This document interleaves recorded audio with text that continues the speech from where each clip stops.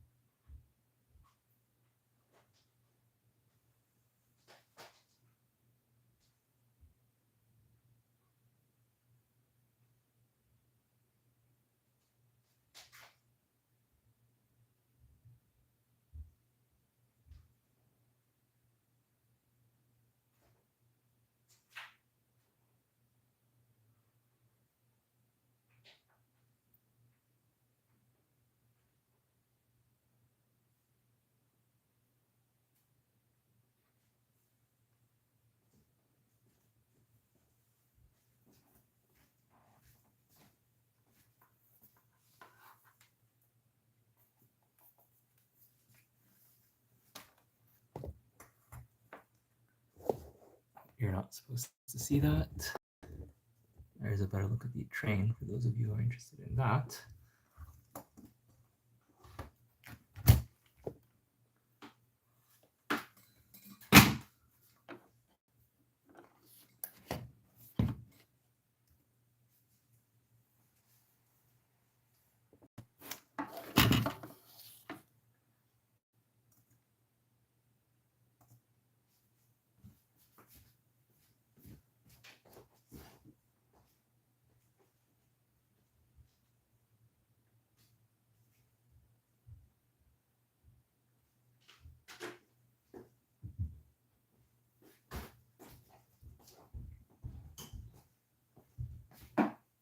I also got my charger because I do not want anyone to suffer what happened last time when we ran out of power. I had to stop the live stream. So now I got the charger in order to be able to avoid that fate. Now, just give me a moment while I just plug everything in and just make everything make sense. There's lots of things that happen behind the scenes to make a live stream like this possible. I try to set up as many things as I can in advance, but it is hard to do absolutely everything in advance.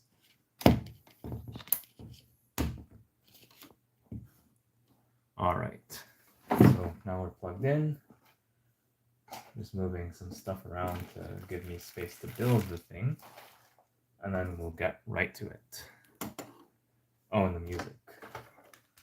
So I'm gonna go for a spooky vibe today. It's Halloween, so I'm gonna search for something that's Halloween and also copyright friendly.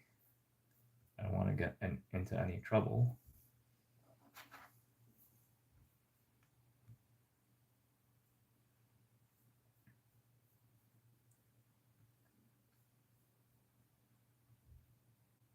As always, your thoughts are welcome in the chat and in the comments if you're watching the replay. Of course, it's always best to watch live.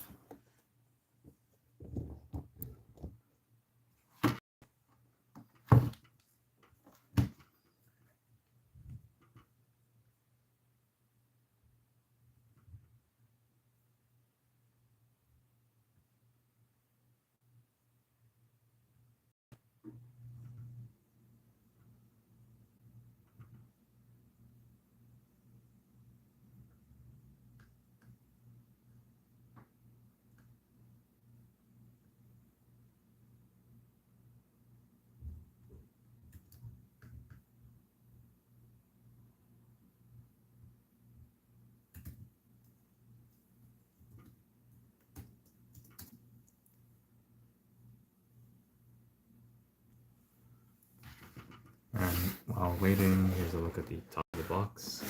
Although, let's look at it from this angle. Here's the first build.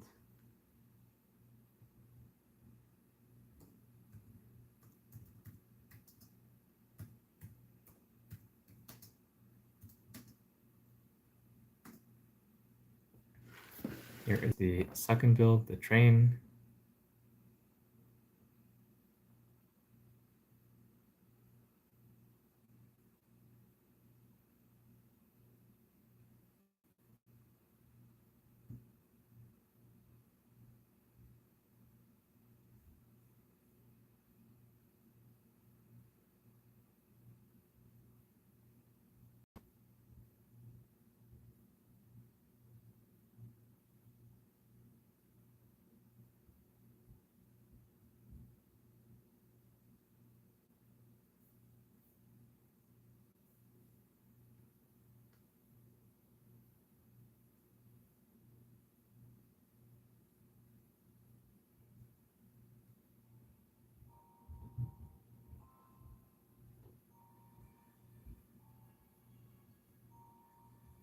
Let's give this a try.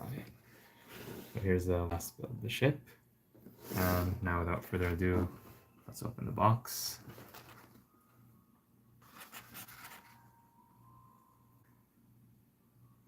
And I'll do a quick presentation first, just to make my recap easier.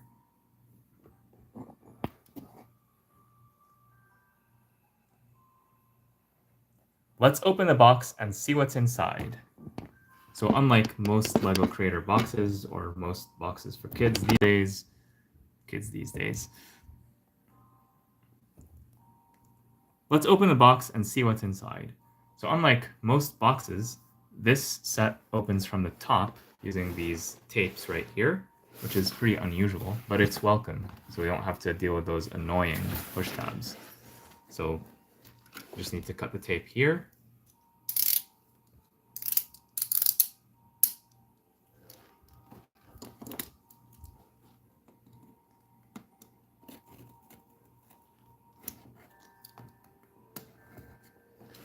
And here.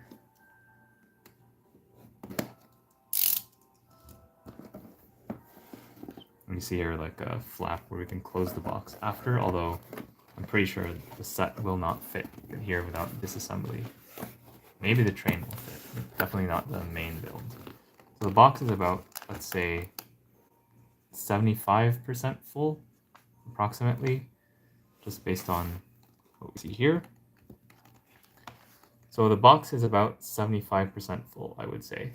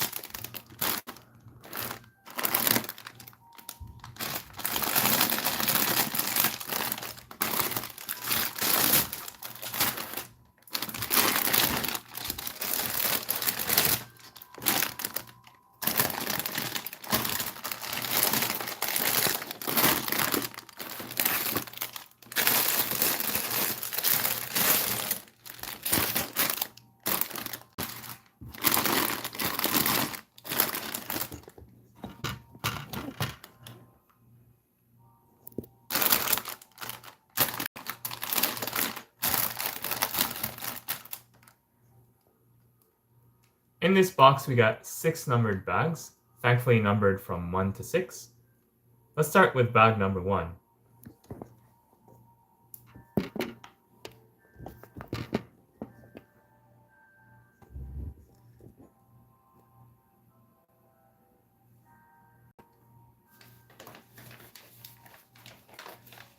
The box also includes this envelope that has the instruction manuals and maybe a sticker sheet. Let's take a look at that.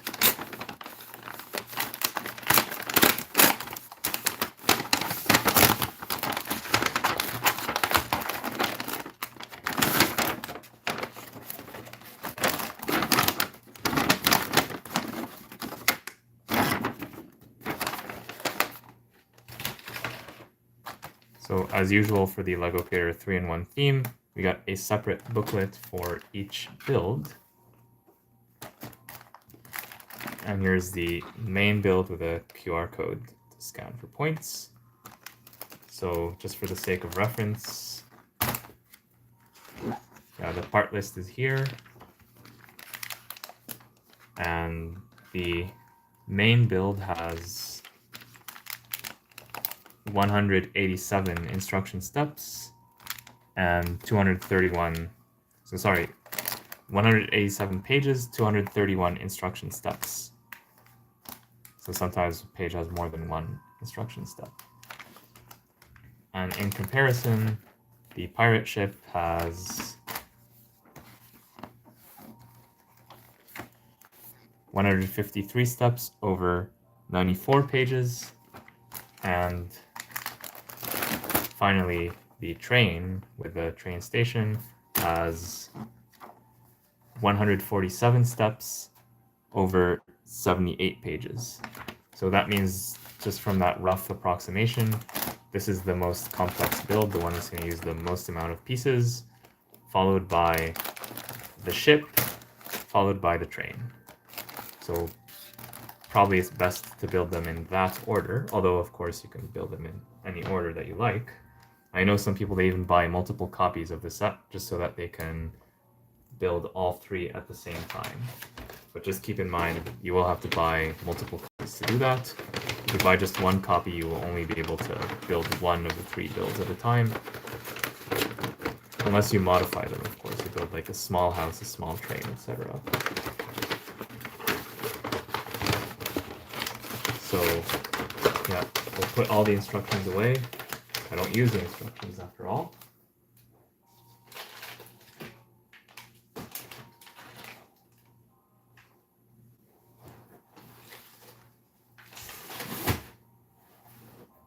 We'll also put the bags away except bag number 1.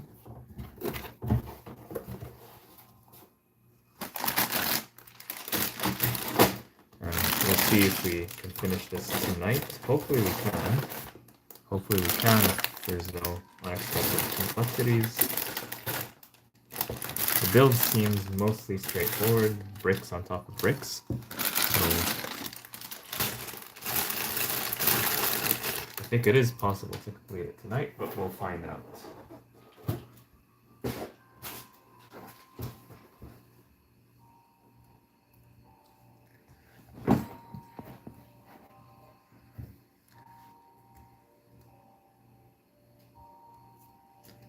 So here is bag number 1.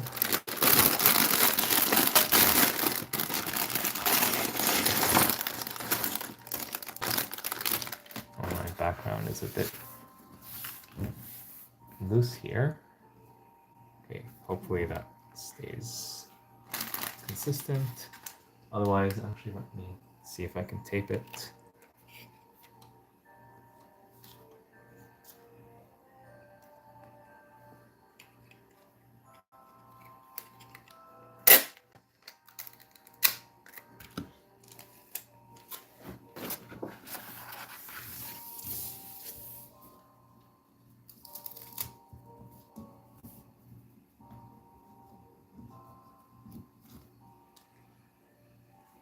Okay, that should help. Here's a look at the parts that we got. So the interesting parts include the orange brick separator. Orange is appropriate for Halloween. We got the skull. We probably got the whole skeleton.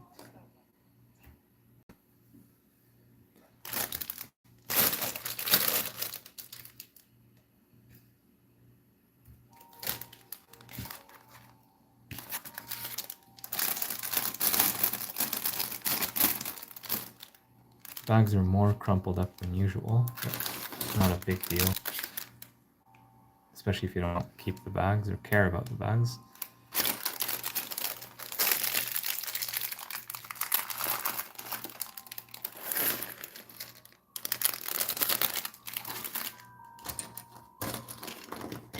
Yeah, we got the wolf minifigure, or werewolf maybe, plus a skeleton in bag 1.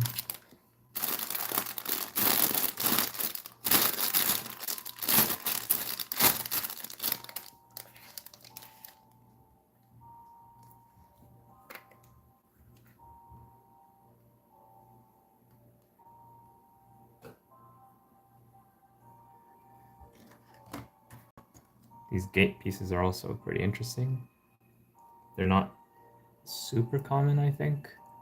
Well, I haven't seen them too much, so I don't know if they're new in this color. Probably not, but again, they're not super common, so it's nice to get these. Oh, the legs are printed. That's nice. Here are these skeleton components. Skeletons are not officially minifigures, but they're minifigure adjacent. They're similar enough to minifigures.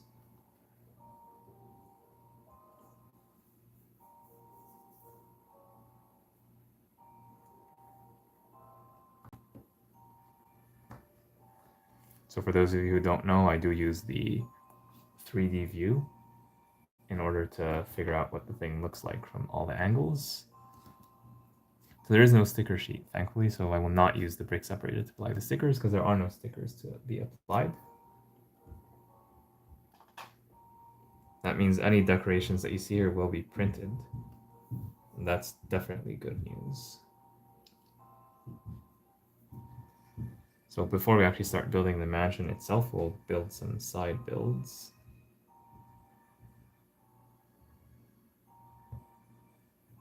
So let's start with the minifigures, or in this case, the skeleton.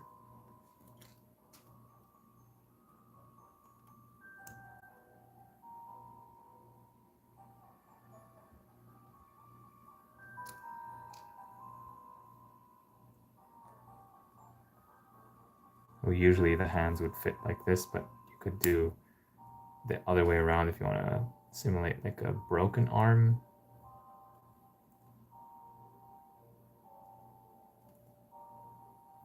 Actually, there are different types of arms here. I wonder if that's intentional. Usually they give us two of the same.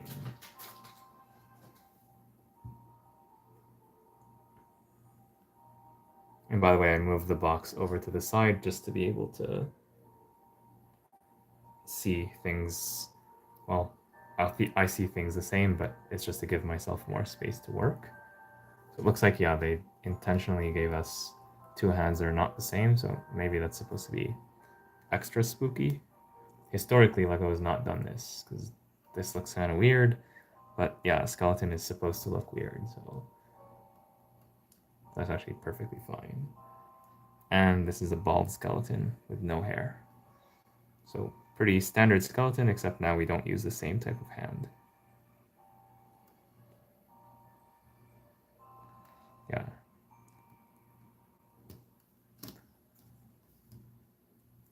The werewolf minifigure is much more interesting.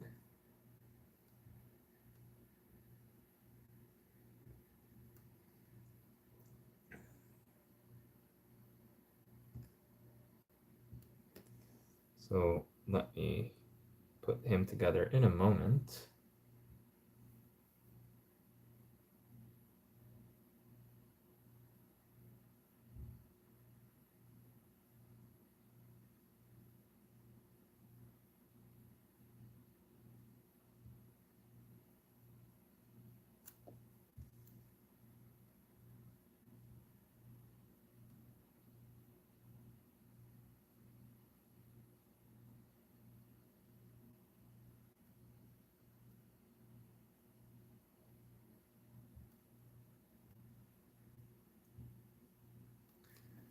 Yeah, just have to check something in the background.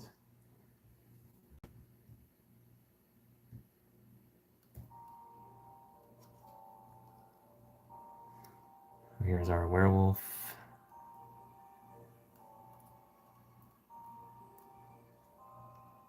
So unfortunately, the head cannot turn. I do like the detail here around the back, but unfortunately it means we cannot rotate the head left or right.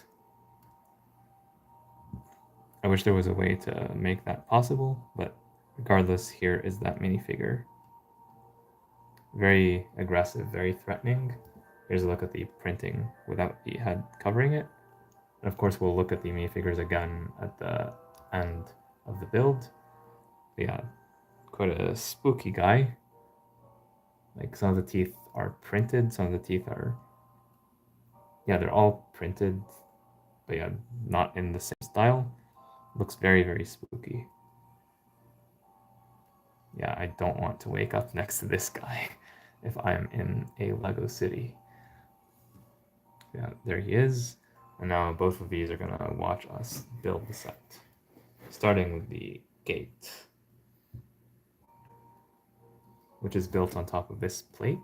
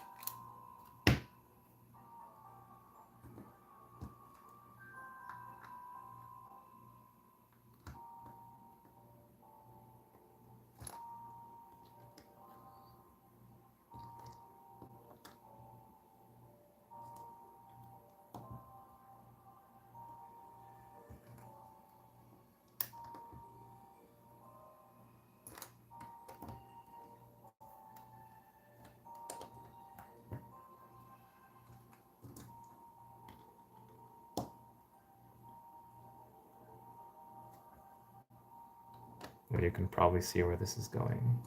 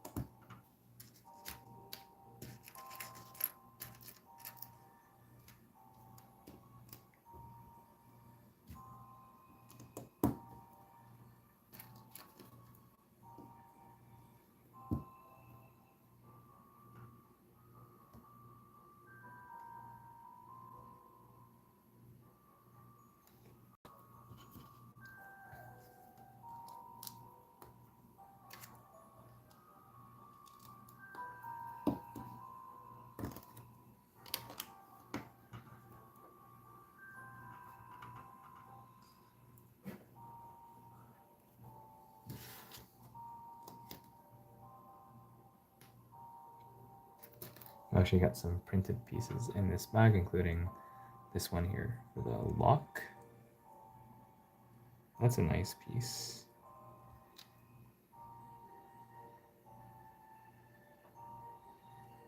Now, these pieces are identical. It's just that we're going to flip one of them in order to build two halves of the door or the gate. But basically, they are the same mold.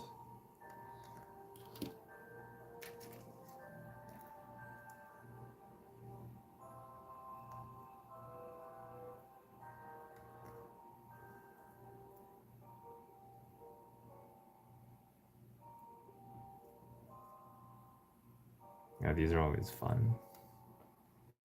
We'll put this on top.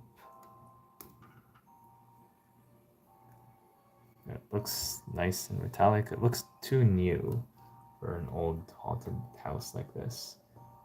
But maybe they just got a new lock, the new owners of this place. Yeah, the rest of this thing looks very spooky. And wait a minute, we want to put the lock on the outside. So yeah, we just flip these around.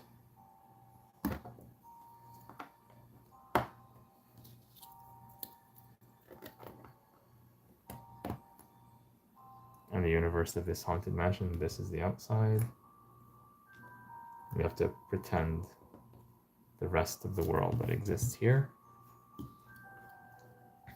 So we're already done with one of the side builds. Now all these pieces are going to create the tree at the front of the haunted house. So basically the thing we saw at the front of the box, right here. Basically this guy. I'm gonna build him or her.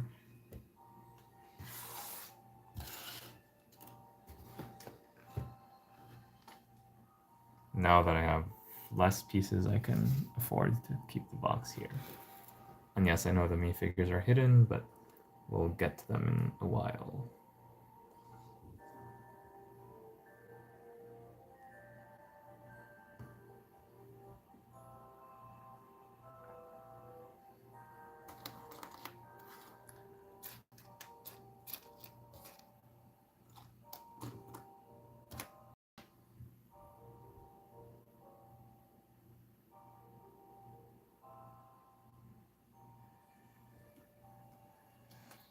And here, this tree, I'm gonna build it based on my best guess from what I can see. It's hard for me to see this from every possible angle, so I'll have to improvise a little bit if I can't figure out the entire exact way it's built, but it's a detail.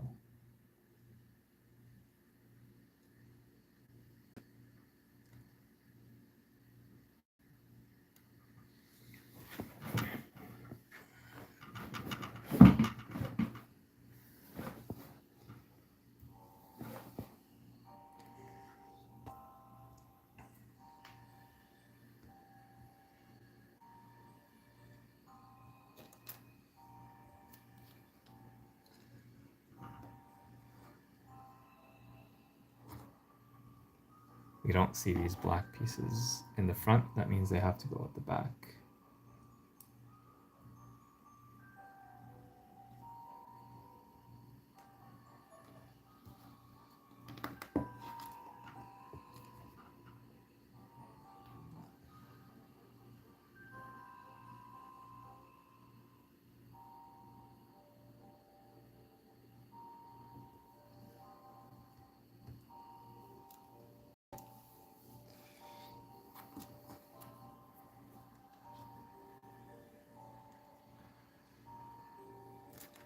This is probably the pieces that's hiding for the other builds, so we're gonna hide it here, where it will not be seen.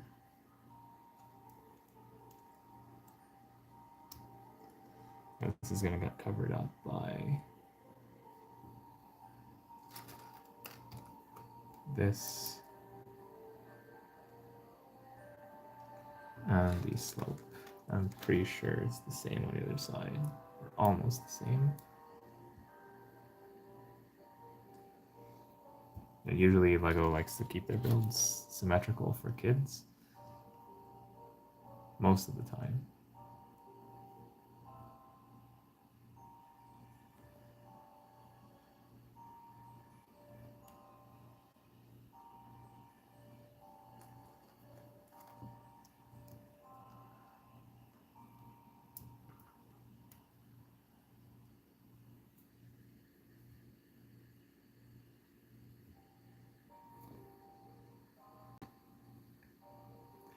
We need something for the eyes.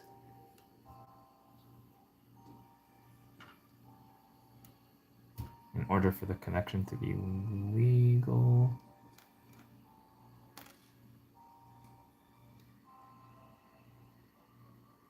Actually, we do see the dark bluish gray plate right here.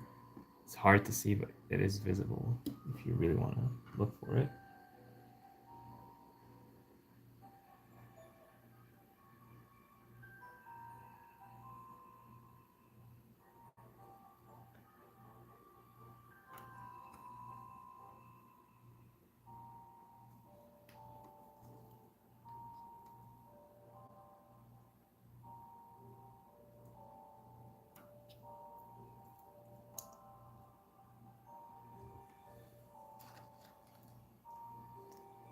I'll build some of this out of order just to get it out of the way.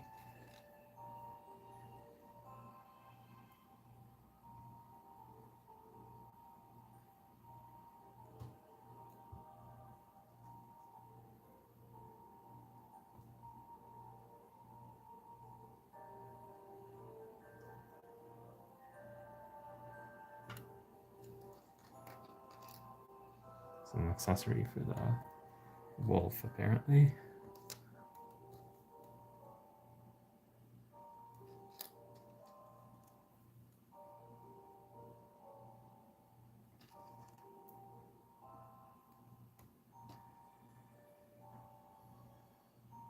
I like these candlestick pieces that have this thing here. Very, very useful for plants.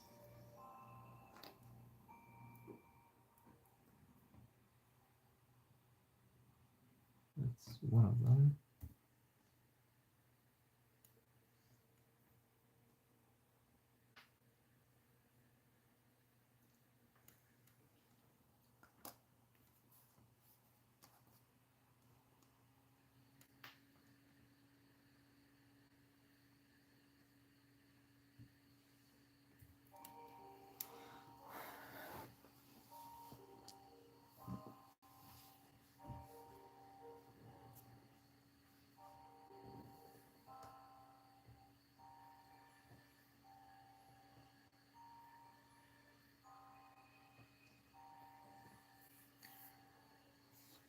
All right.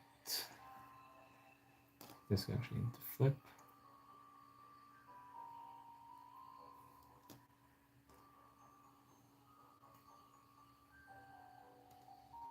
And we have a mirrored one, just without the flower stalk at the end.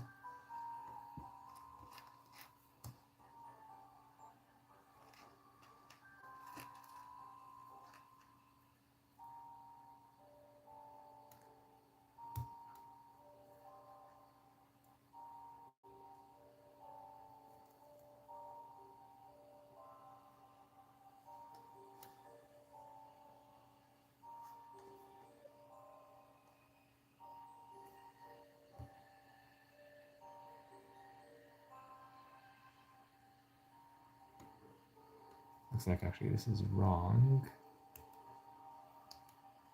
This goes on top of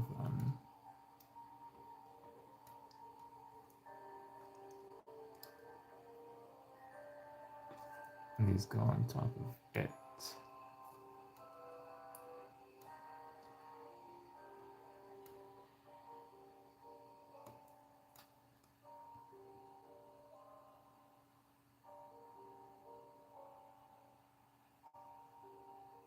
It looks like this has to go here in order for this to work.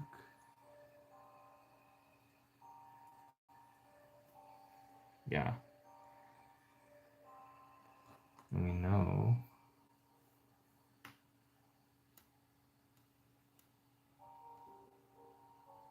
this goes here. And underneath it, there's this.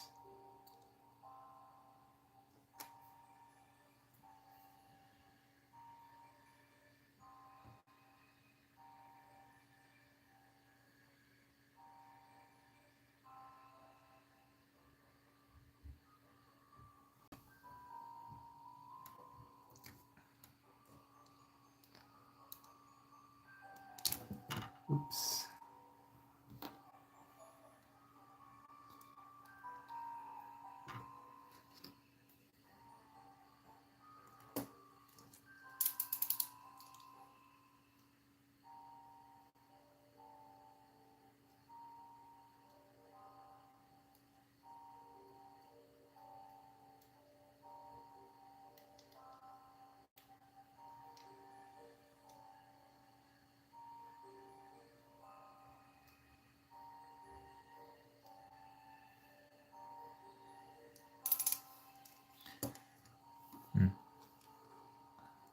How many of these do we have? Okay.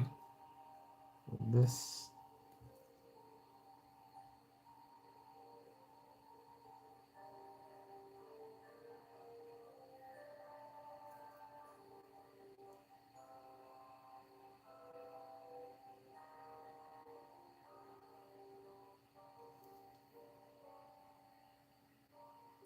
actually, this is not supposed to go here.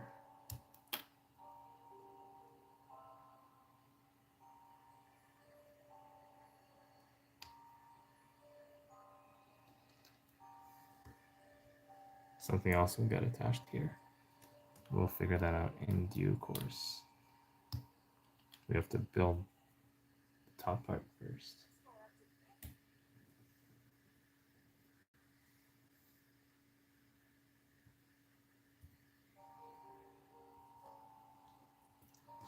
Now for the eyes, you can either make it look goofy or look scary, depending on what you want. So by default, the box shows it in like a very scary way like this, but you could also rotate the eyes to give it different emotions. You can make it look sad, happy, anxious. But by default, it's angry, and because it's a spooky tree on Halloween, let's make it angry. But you see, like, if you just rotate the eyes, it's going to look very, very derpy and very different. Yeah, this goes, I believe, right here.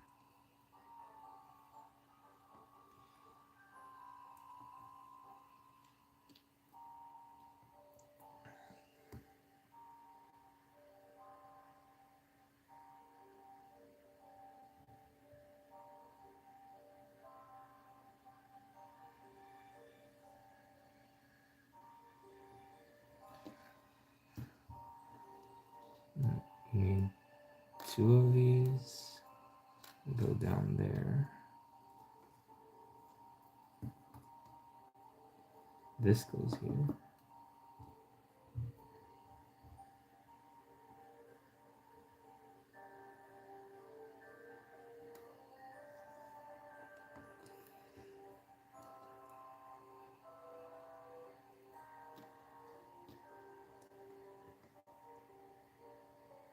And this would be within the grid. Let's test it. Yes.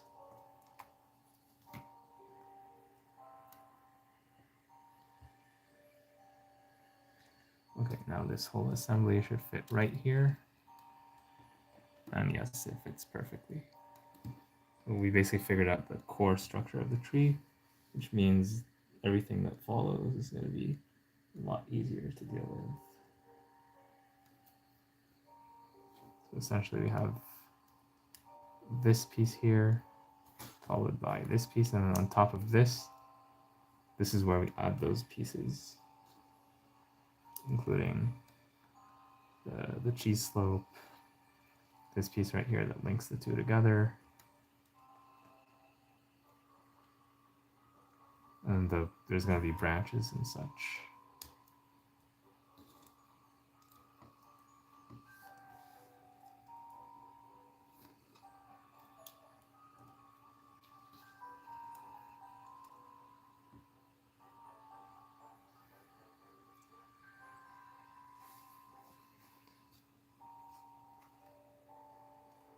And the fact that the tree is asymmetrical makes it look a bit more spooky.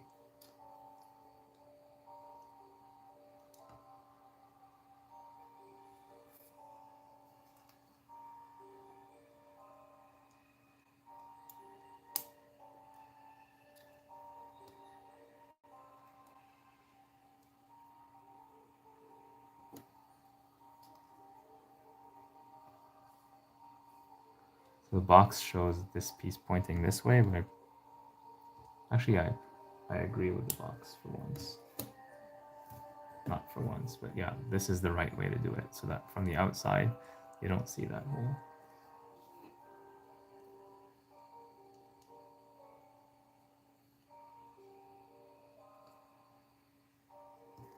And then we are left with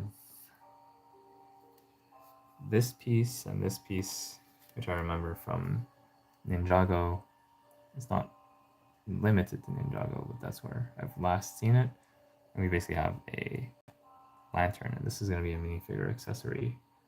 Here it's carried by this witch or vampire. But I guess we can give it to any minifigure we want.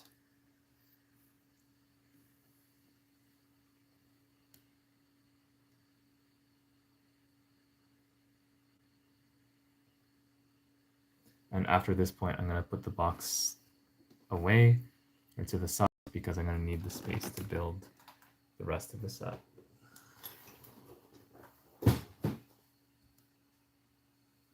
But before I do that, I'm just going to give a summary of this bag. For those of you who don't know, I'm going to post a review of this set later after this live stream is over. And to make my life easier, I'm just going to give myself a summary of this bag so I can put it in the speed build in the recording.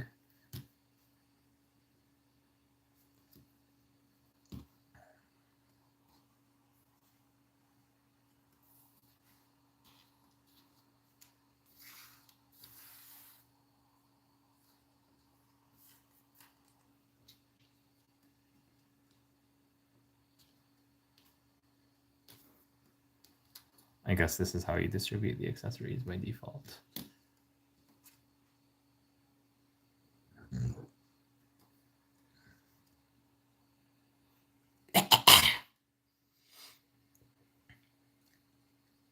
Bag 1 gives us the werewolf minifigure, a skeleton, some of their accessories, plus this gate side build, as well as this spooky tree. We also get some useful extra pieces, including this printed lock piece, which has a nice metallic shine to it.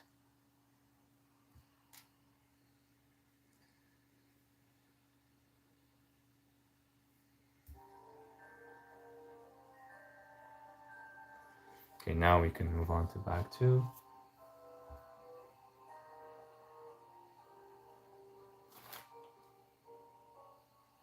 I'm going to find a small little bag for the extra pieces, just so that they're not lost or mixed up with other parts from other sets, because that will make inventorying this difficult for me later.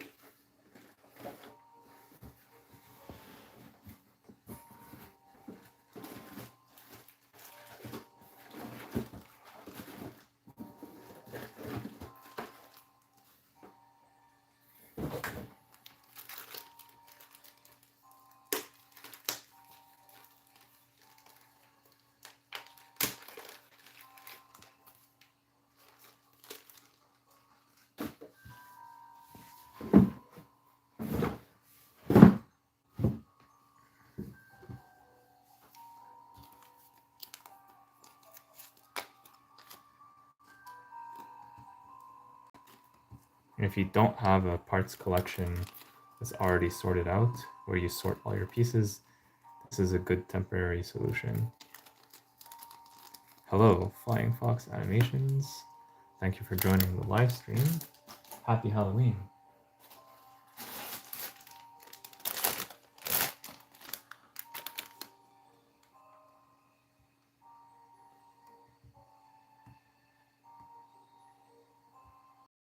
So you got right in time to start the main build, which is going to start from bag number 2, because in bag 1 we just did these small side builds. Just push them all the way to the back.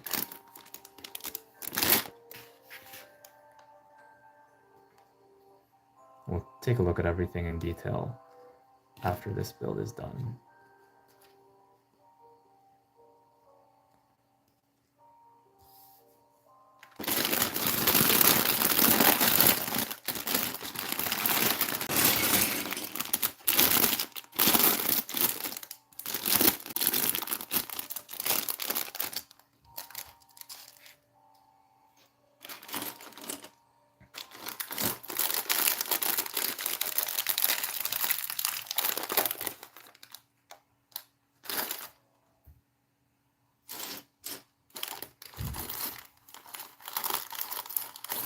Lots of sand green.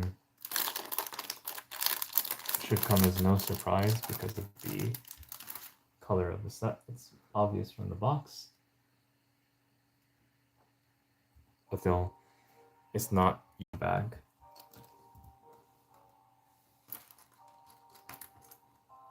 It looks like we get maybe 2 minifigures. You see 2 head pieces.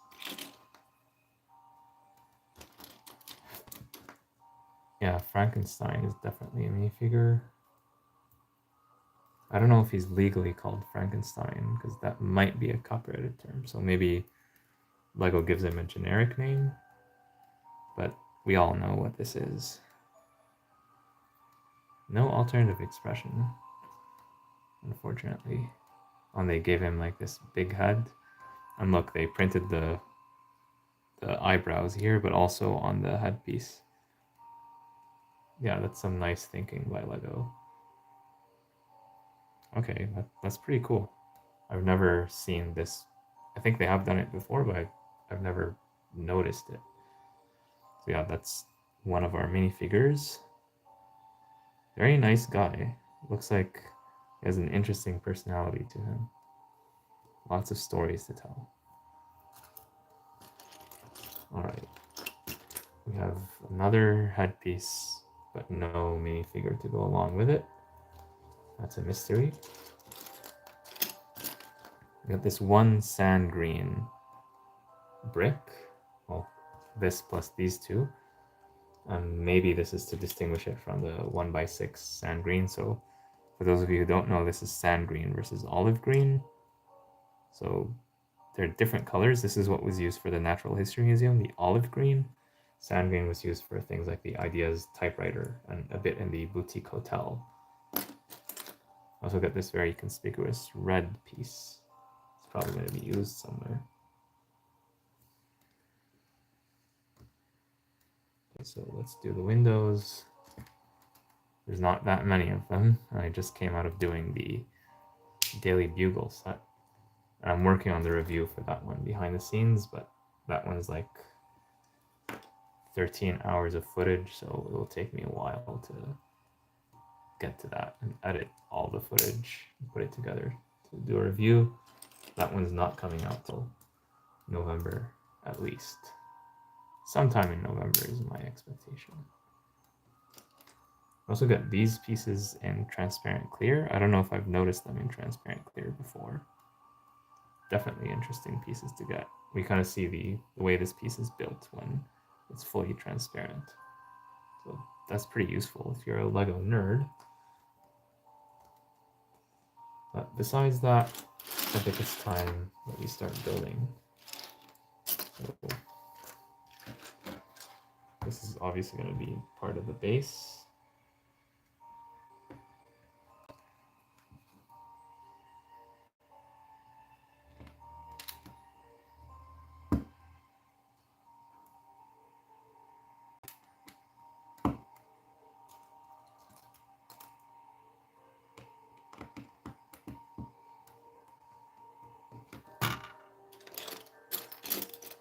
This reminds me a little bit of the Creator 3-in-1 castle set we got in August of this year.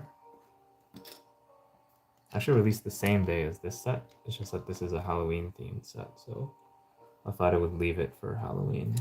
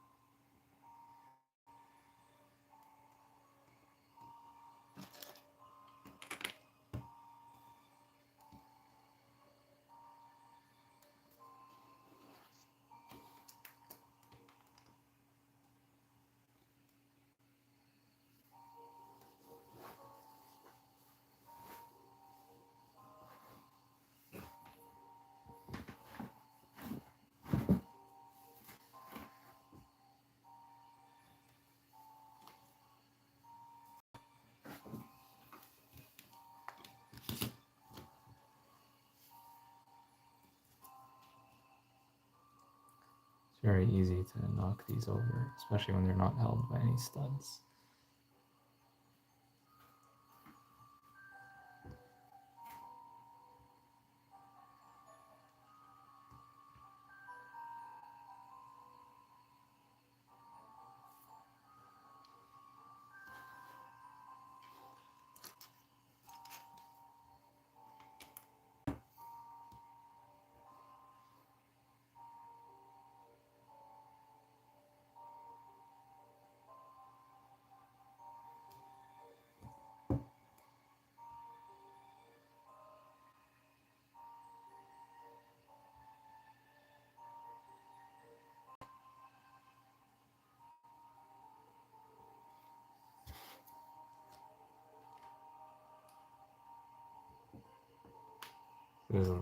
There's things that are not visible because they're completely covered up. So we'll have to leave those for later as we guess them.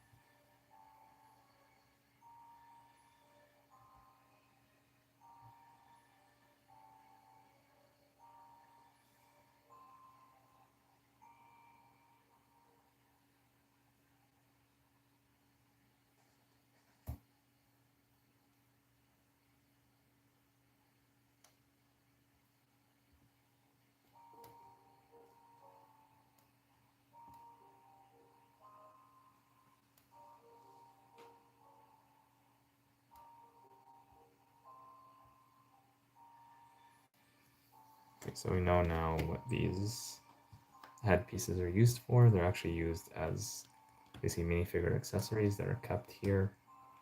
Basically, the inhabitants of this haunted mansion are going to be changing clothes all the time, or at least hair pieces, so they're going to put them here. Or maybe it's a reference to other LEGO themes, so specifically LEGO City Police and LEGO Pirates. Or maybe it's a reference to dead characters. Maybe they died and then they became these characters instead. So you can think of any spooky explanation for these things here.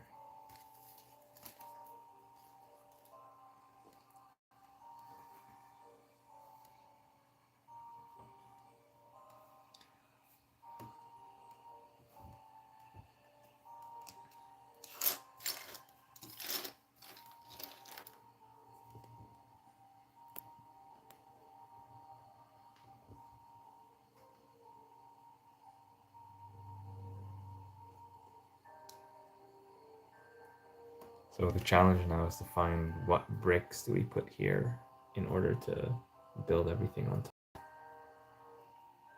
It's not always obvious what we need to use, especially when there's like no off-color piece that we could use. There's these pieces here, but they don't show up anywhere, so I'm guessing we're gonna have to use these. Although I prefer not to use them because they're pretty special. I feel like they could be useful for other purposes.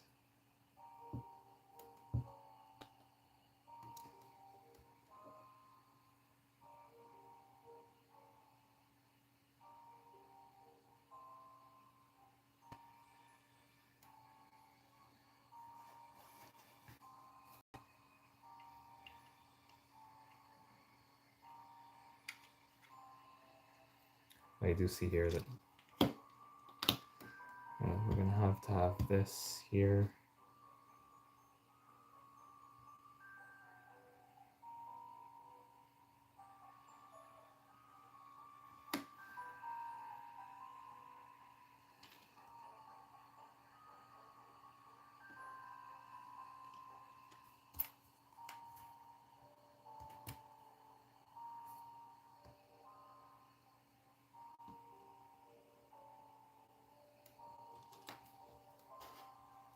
This goes here.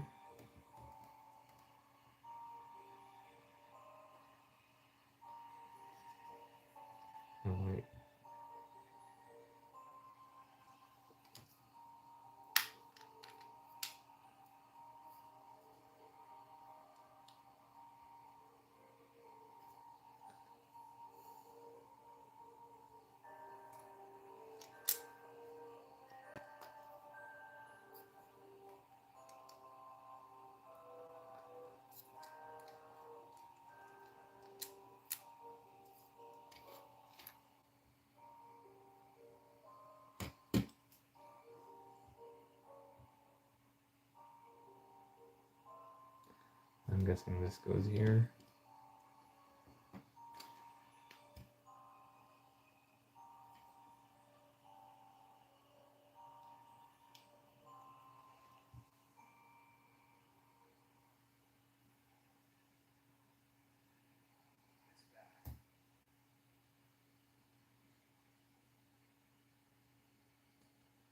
Happy Halloween, S.I.O. Connor.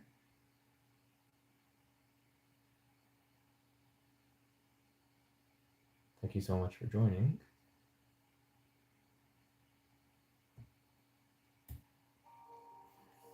I'm guessing this goes here.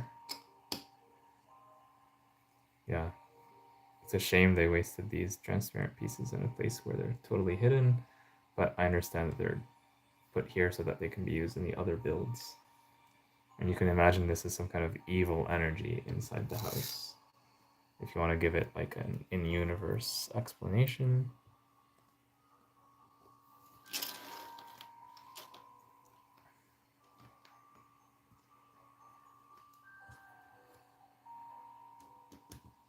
That's why like some of these pieces don't necessarily make sense, but it's just because we're going to use this piece in the other build, so they're just putting it here for, basically they're hiding it here or storing it here for that more intended purpose.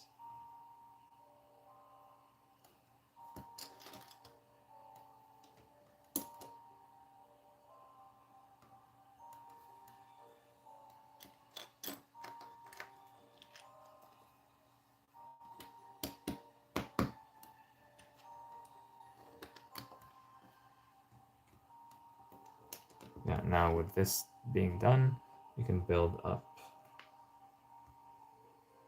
And the rest of this is going to be pretty simple.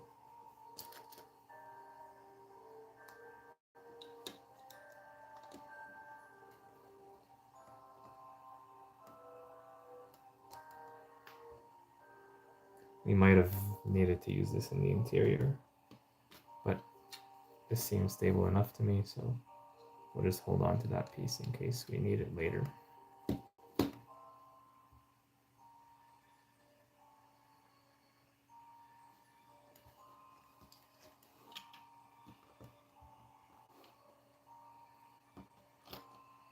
It's interesting how we're using the masonry bricks in the not usual direction. I wonder why they decided to do it this way. I'm sure they have a reason, but it's up to you in the end. Do you want to do it like this, the way the box shows it, or do you want to show them like this? I think it's a question of personal preference. I might prefer it this way, but I'll start by putting it the way the box shows us so I can judge the set close to what the designer intended. I usually build the sets as shown on the box. I make some adjustments if I feel like I really need to, but I clearly mention that if I ever do go that route, just to be transparent with viewers. Of course, when you buy a set, they're your Lego pieces and you can do whatever you want with them. Just don't do any illegal connections. Otherwise, you'll have to answer to the Lego police.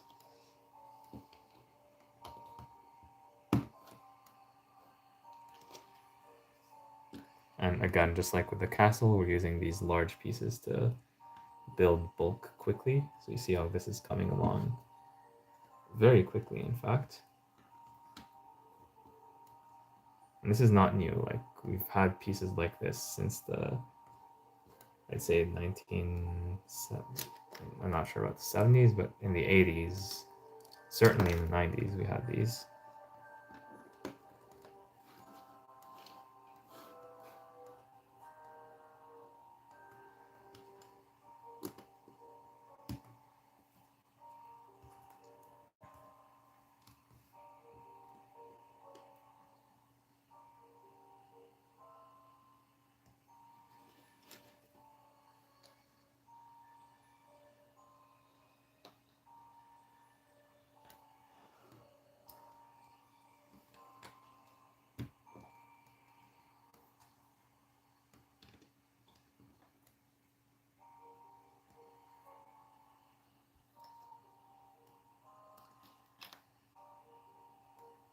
really used to applying the pieces like this. Now I have to get used to applying them the other way around. I guess the advantage of this approach is that now you see the masonry brick detail from the inside, which is something that you don't really see most of the time. So if you flip it around, then this is what it will look like on the inside, obviously. I'm wondering if LEGO should ever make a masonry brick that looks like a masonry brick on both sides. Yeah, it's one more mold, plus you have to multiply it by all the colors that they do. I think for at least the main brick colors, like what if you want to have a brick wall, but you want to have it like one brick or one stud wide, and not, you don't want to have like two pieces like this, but you want to have a brick wall. So I think LEGO should look into making that mold just for a few colors for that added realism. But this mold is pretty versatile, so I don't think they should abandon this mold.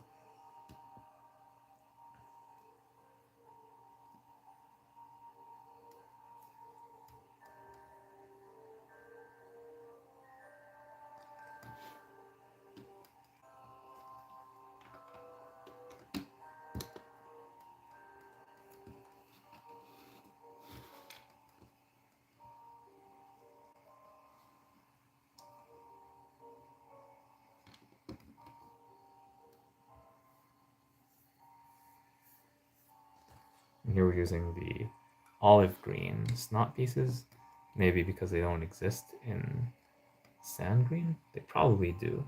They probably exist, but it's just to differentiate them, to make it easier for builders, especially kids, to tell the difference easily between this 1x1 standard sand green brick versus the 1x1 with stud on the side olive green. So for adults, I don't think they need to do this, but this is a set for kids, so I understand that. And I guess they wanted to give a bit more of a splash of color just in general to make it not too boring. I know LEGO likes to do that very often, especially for their kids sets.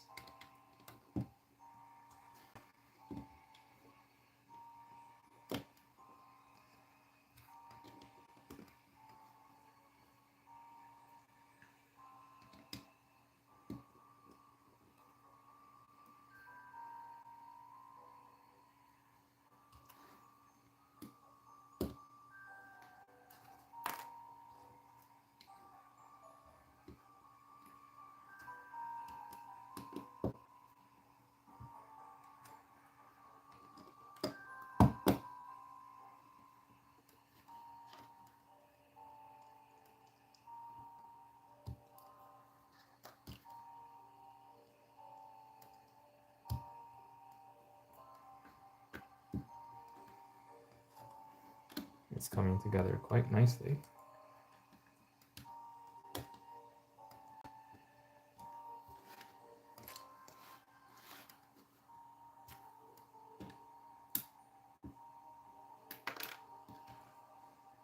Oh, come on.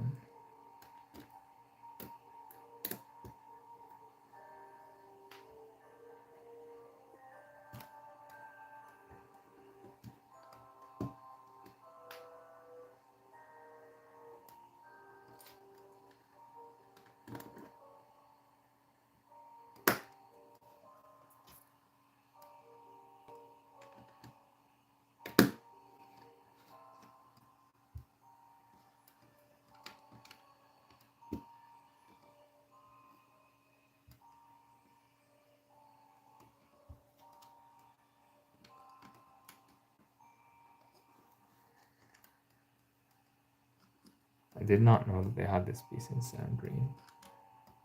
Good to know that they have it.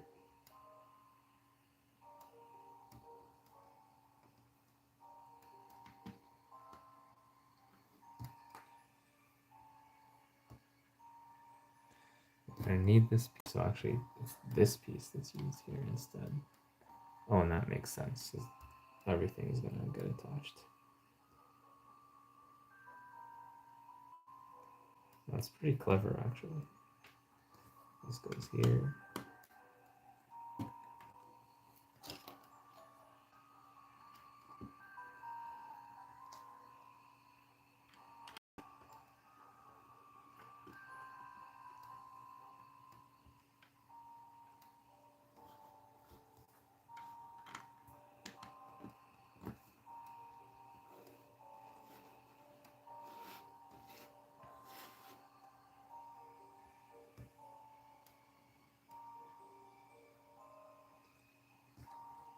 This is pointing inwards. I don't know what we're going to attach to this one, but we'll find out, I guess, in a future building phase, because for now nothing appears attached to it.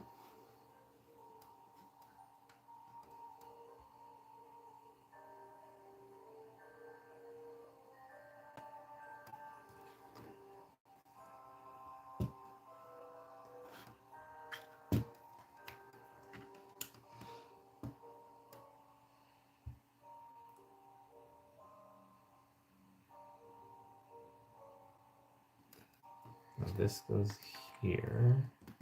These are left exposed for now. We'll add stuff to them afterwards. Then we just do this and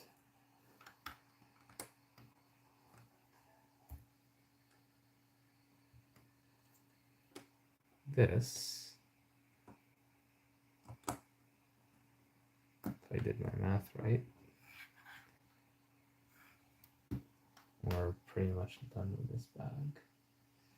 I have how many pieces left? Yeah, just, oh, this one piece. This is a printed piece, actually.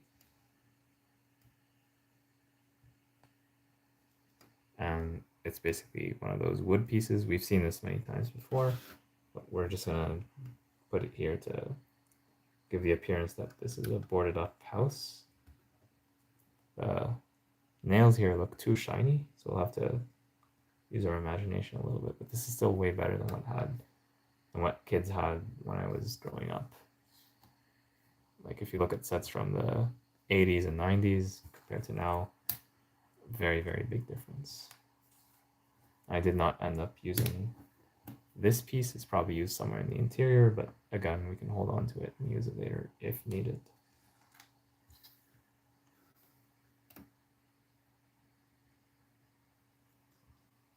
Bag 2 gives us the Frankenstein minifigure, as well as starting the build of the main. Let me do that again.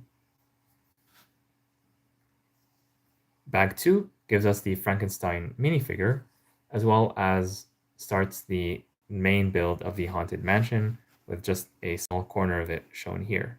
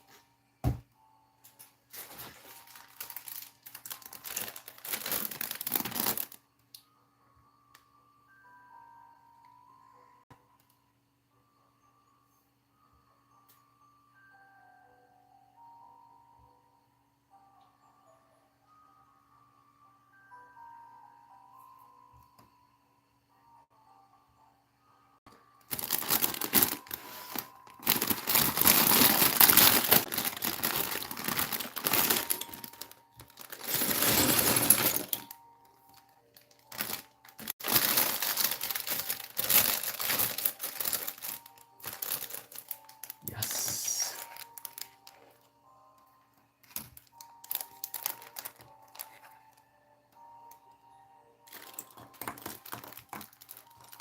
You have printed pieces in this bag. That's a very nice print right there. I hope we see it in many other sets.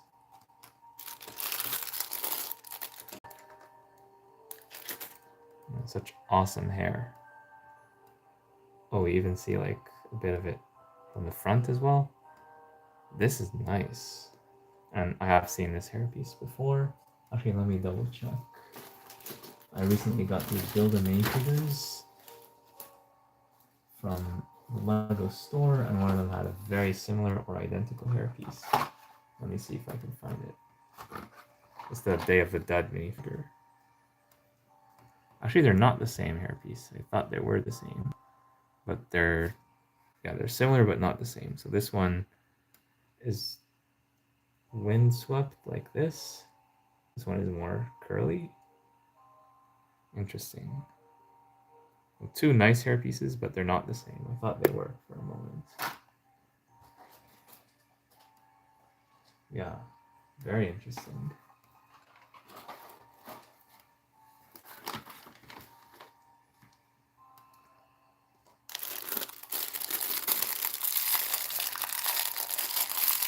And yes, I know there's an elephant in the room. And got the other minifigure in this bag. That is the ghost. This is a real, legit glow-in-the-dark piece. So let's put the vampire together first, then we'll come back to the ghost, which to me is one of the key selling points of the set.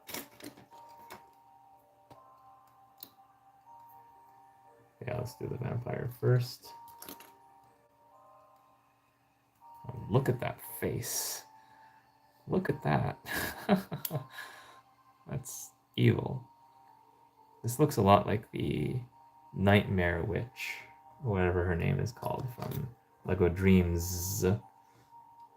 Looks very similar to her. Is it the same headpiece? Although she's not a vampire, so I don't think it's the same headpiece, but it's similar aesthetic. Yeah. This is hilarious to me. Oops. Yeah, this is a funny and spooky minifigure. You can probably imagine her speaking in some weird accent and trying to get everyone's blood. Reminds me of a certain somebody. Yeah, that's a nice minifigure right there. Yeah, and here's another look at that print.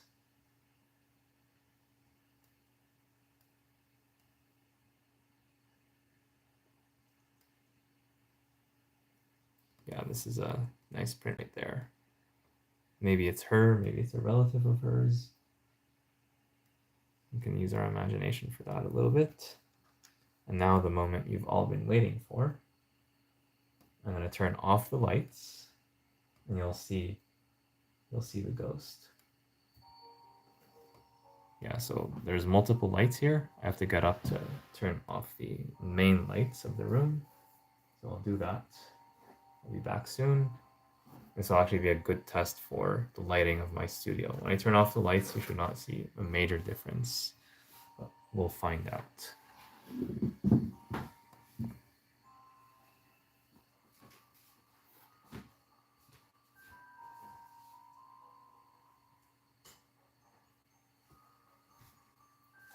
Yeah, so I did see a minor change, but not much.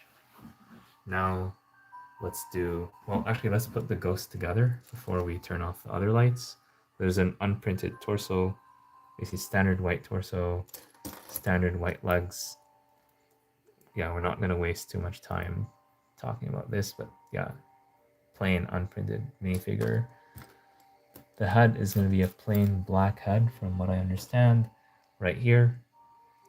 So yeah, this is like literally the most basic minifigure you can imagine until you add this piece on top, and yeah, it turns it into a ghost. So now let's turn off the lights. I'll turn off let me turn off the flash first. And then there's only one more light to turn off, and then we'll be in total darkness. Are you ready? Let's go. Yeah. Oh yeah, that's actually legit glow in the dark. Looks better on camera than in person, to be honest, but still looks pretty cool. Yeah, I've seen like some small glow in the dark pieces from Lego before, But this is on another level. And again, it looks better on camera than it looks in person. I'll try to reduce the brightness to make it more like what it would look like in person, but yeah, I don't know how I can do that. So yeah, that's our ghost. Can we build the rest of the set in the dark? I wish, but I am not a vampire. I don't have night vision, but this ghost has night vision. Actually, there's a small light here that is on. Let me turn it off. Let me see if that makes a difference.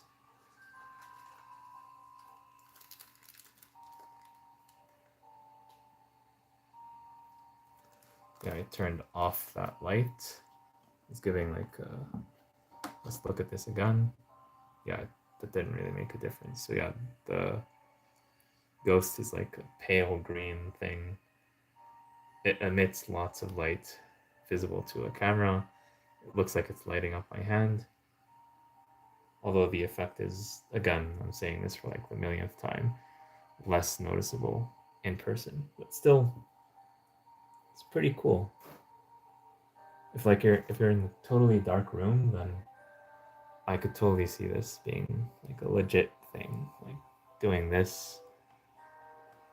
Yeah, this is fun. All right, so now here he is next to the other minifigures, or she, whichever you like. And I guess here's a comparison right next to the skeleton, who is white in color. You barely see the skeleton, but the ghost literally glows in the dark. Yeah, that's a nice comparison. All right, let's turn on the lights and get back to the build. So you'll see that there's, yeah.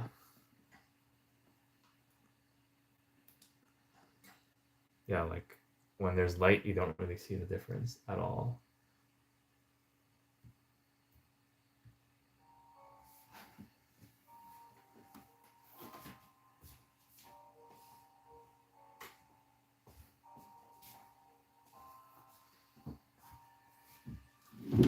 So if you're still watching this, let me know in the comments or in the chat, what do you think about this ghost? What do you think about the glow in the dark effect? Is this a selling point for you? And are you going to get this set just for the ghost? Or did you already get this set for Halloween? I'm guessing most people wanted to get this set this year, have already got it, and no one's going to buy it until next year unless it's like a deep, deep discount.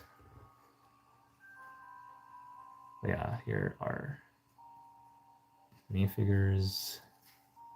So you got pretty much all the minifigures in bag 3, which is unusual. Usually LEGO gives us like 1 or 2 minifigures per bag, and they spread them out all the way to like bags. Basically, you keep building minifigures up until the last bag, for the most part. So I'm surprised that they gave us all the minifigures early, but I'm not complaining. A lot of people, they just want the figures. So in 3 bags, you basically have all the figures. I do like the figures, but I also like the build as well. Here's another print we didn't see before, and it's a self-referential print. It refers to the same haunted house, although you could argue it's another haunted house from a previous theme or a previous year. That's up for interpretation. Yeah, nice printed pieces. I'm very happy with their inclusion. You have a door in black. You can imagine it to be made of wrought iron, for example. The classic door handle.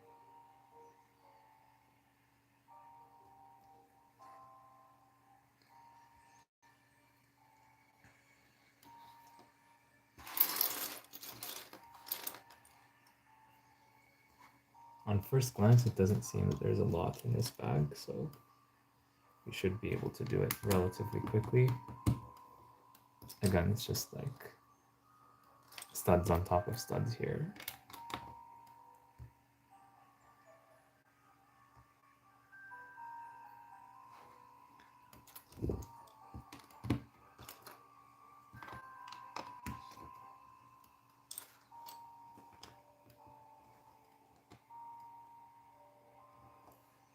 And again, we have to use these pieces to hide the stuff there, although I'm not super motivated to use them.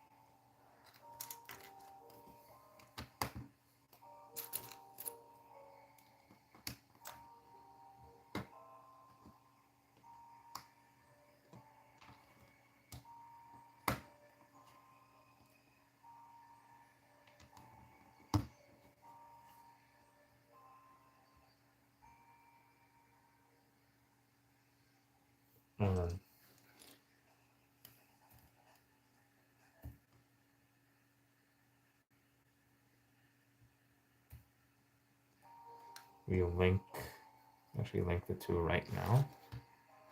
I was hoping we could do that at the end, but we actually need this to be there.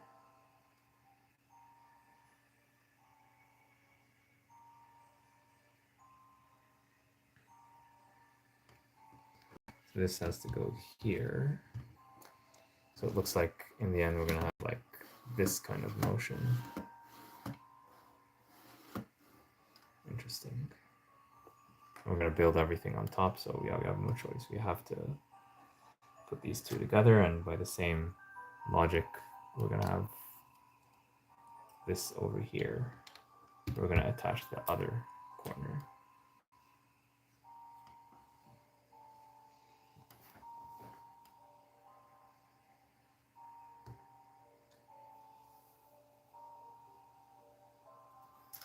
Where does this go?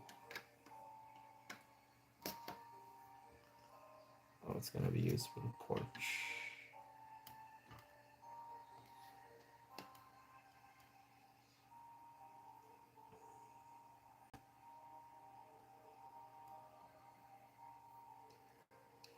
Well, since we didn't use this piece from bag one, I guess we could use it here if we need it.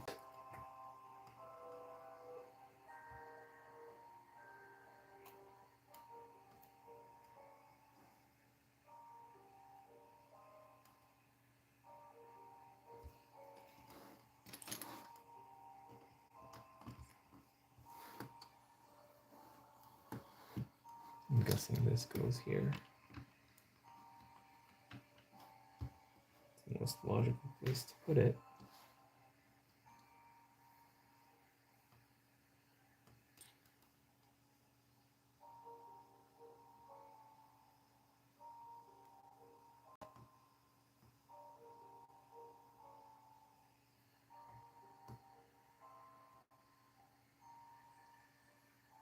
We can build the porch and everything on top of it independently from this.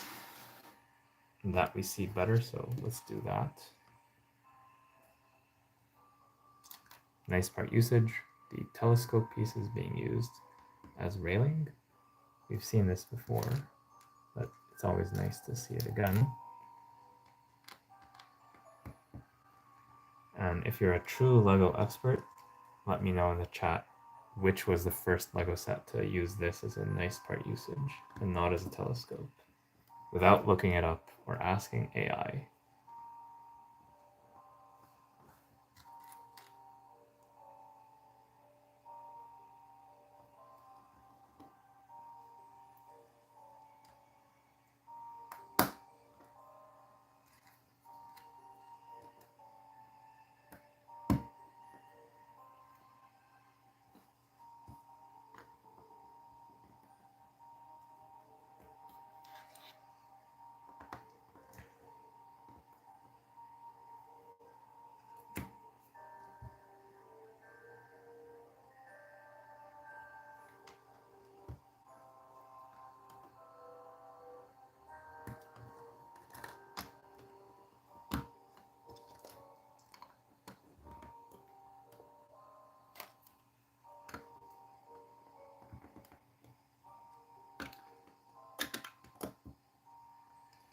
basically I have like a small little porch here where kids are gonna go trick-or-treating, and the monsters are gonna open the door and basically whack them right off.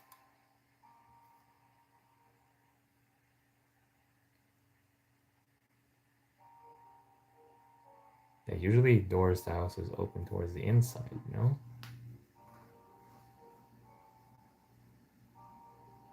Well, not this house.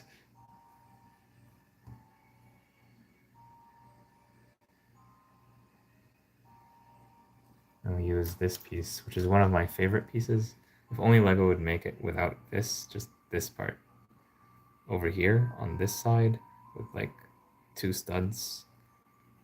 This is so useful for stud reversal, you have no idea. If only they would make this piece alone without me having to like break it. That would be an amazing piece to have for micro scale stud reversal. I know when you're building like a large scale structure, you can use other techniques to reverse the studs. If you're building in micro scale with very limited constraints in terms of space, then having something like that would definitely be a game changer. It will make stud reversal a lot easier, but it will also open up doors that right now cannot be opened using just standard Lego pieces.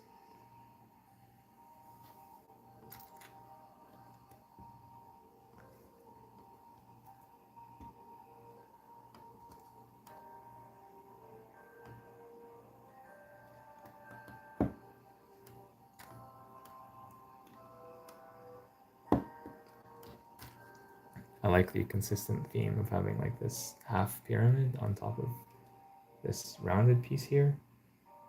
It's always the same thing. It's always nice and consistent.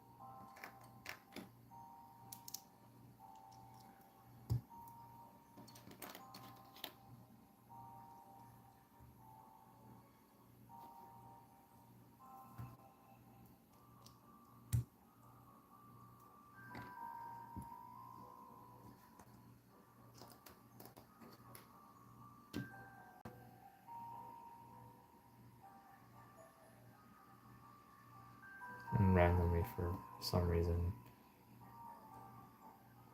we're actually doing this.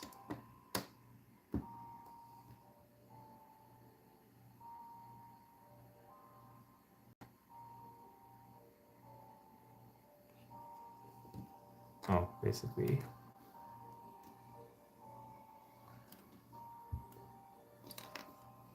you have a bracket. So I don't know why we're using this.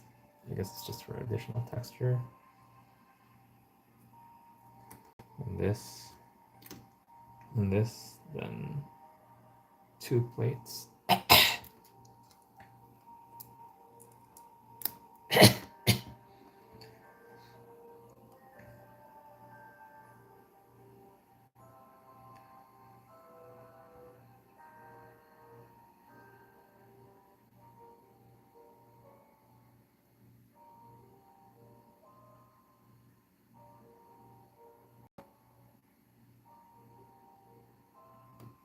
Here, after 3 of these, we do the same thing.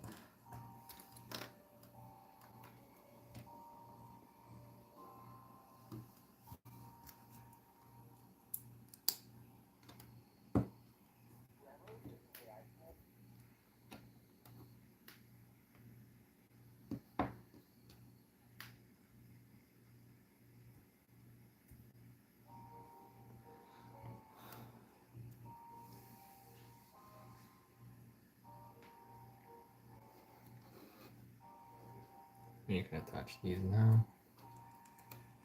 I'm happy that they put the sprue mark on the bottom here. If they have to put a sprue mark, they should put it on the bottom. Same thing here, that's another win. yeah, if they always do it like this, that's definitely ideal.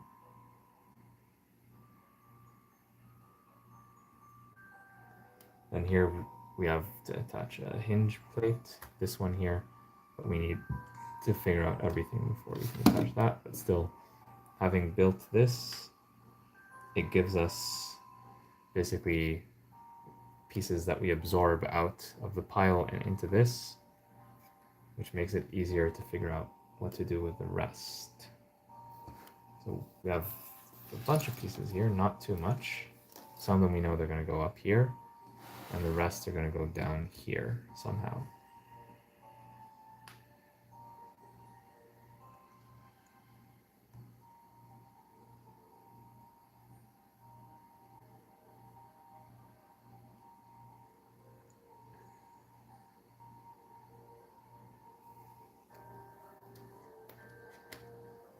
So using these gray plates, dark bluish gray plates, I have to figure out the stairs for steps.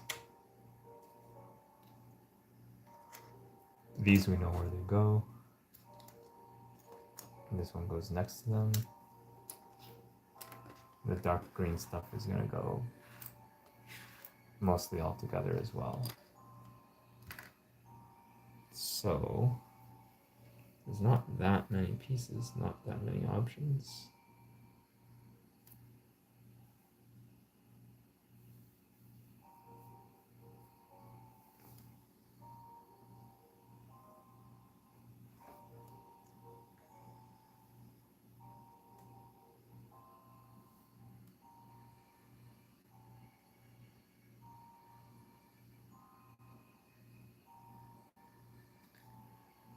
This can go here.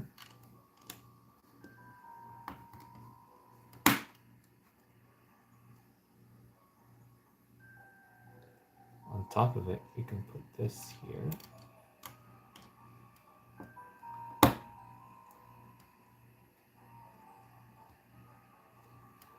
And we can have this here, but no, we need something on top of it.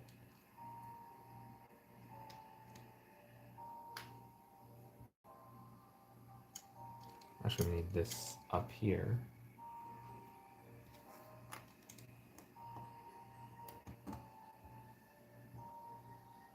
But it looks like we're not using these plates anywhere else.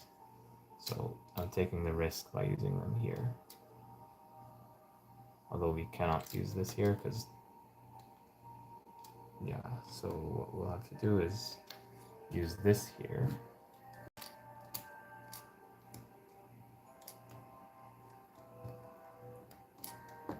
Probably should have inserted it first. Yeah, then we put these two on top. That should be enough, or almost enough for what we want to do. Actually, no, this won't work.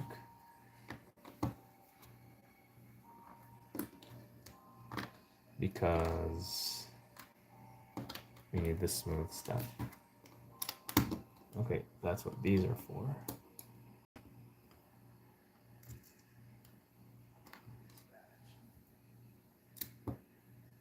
Okay, I think I see it now.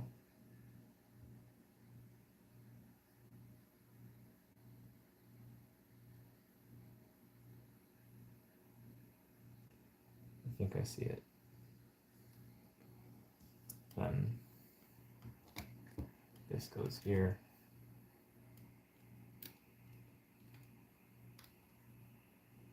Oh, but wait. Then we need a couple more of those pieces. Well, we have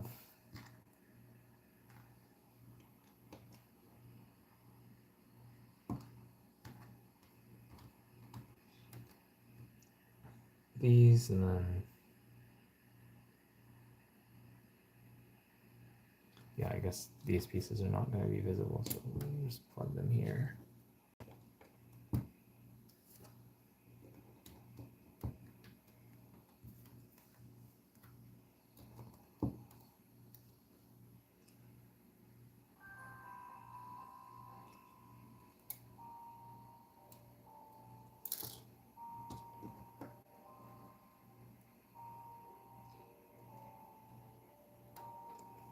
And you don't need to be 100% accurate to small details like this. This is just basically as long as you have like some stairs here, that's good enough, in my opinion. I'm pretty sure this goes here. It's the most logical place to put it.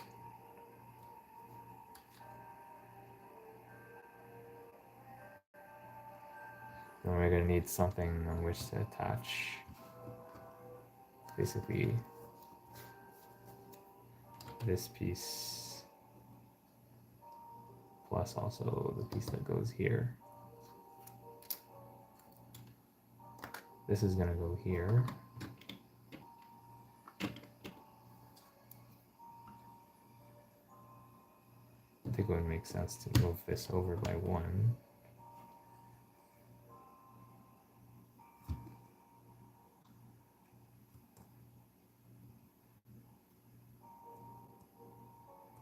Actually, if I move this over here and bring this in here, then everyone will be happy. So it's a slight deviation from the instructions, but we don't follow the instructions around here.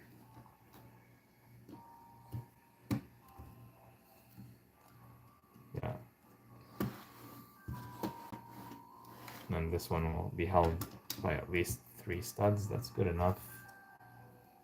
And these will be held in the corners. Yeah, definitely better than good enough. And this frees up this piece, which we can use later, or I'll probably just add it to my part collection because it's a cool piece. I might use it for minifigure stands or something. Actually, this gives me an idea for my minifigure station. I might make it fully transparent, like what the cool kids have been doing for a while.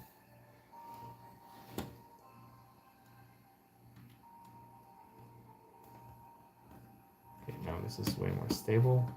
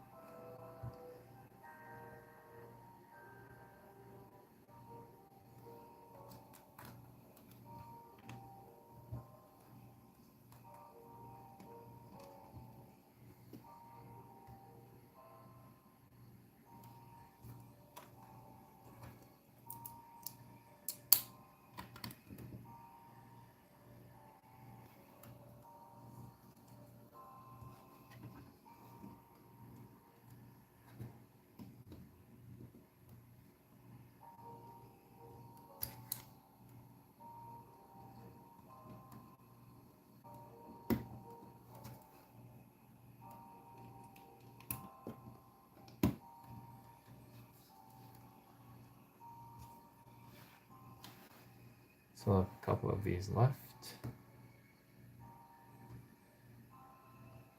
They probably go somewhere in here, in the interior.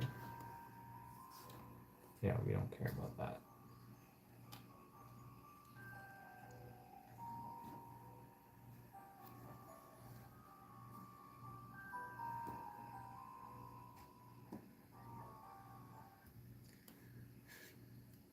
Bag 3 gives us the amazing vampire and ghost minifigures, and the ghost actually glows in the dark for real. And we build the front door and surrounding area of the haunted mansion. Here's what that looks like from the outside, including a nice porch and stairs or steps.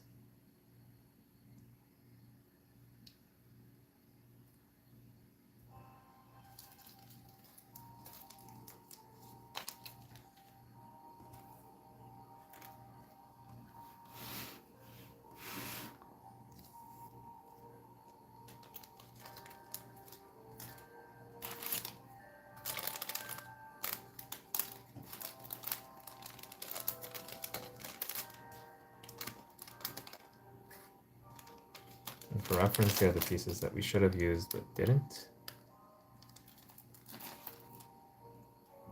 Let's move on to bag 4. So already we're done with half of the bags. That doesn't necessarily mean half the build, but at least half the bags are done.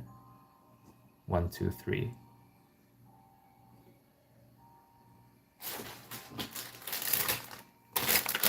This is bag 4.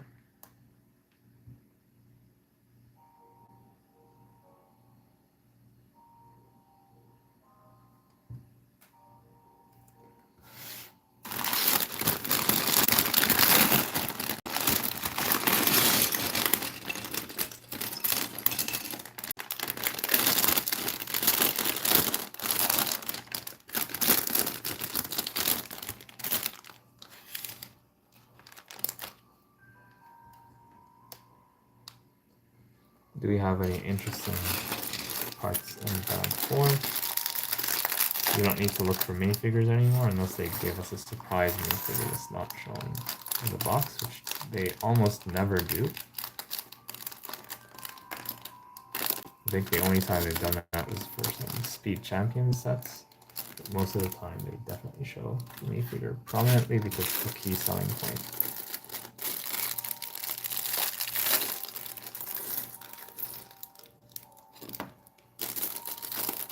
I have a minor nitpick already, and it's with this piece right here.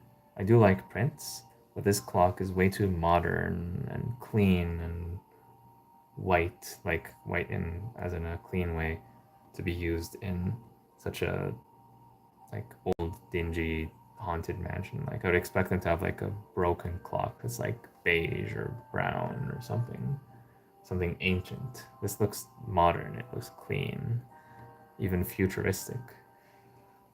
But yeah, that's a minor nitpick in the grand scheme of things. Maybe they just really like modern clocks in this haunted mansion, you never know. Other parts of note include this pumpkin that does not seem to be part of the main build. So,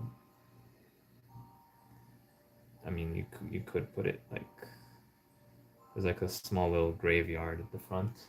I guess you could put it there by default, but you could also have a main figure carry it around. So yeah, I'm happy that they included at least this one pumpkin. If they did not include this pumpkin, I would have complained and said, oh, they should have included a pumpkin in this set. Just because it's a Halloween set, so it needs to have at least one pumpkin. At least. So thankfully they delivered on that. So whoever the designer is, or whoever gave that feedback to the designer, thank you. We needed to have a pumpkin in a Halloween set. I'm very glad that they delivered on that.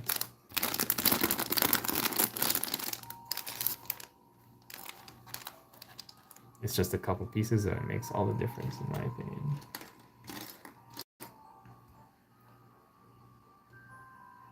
Speaking of that graveyard, we build it on this plate here. So let's start with that.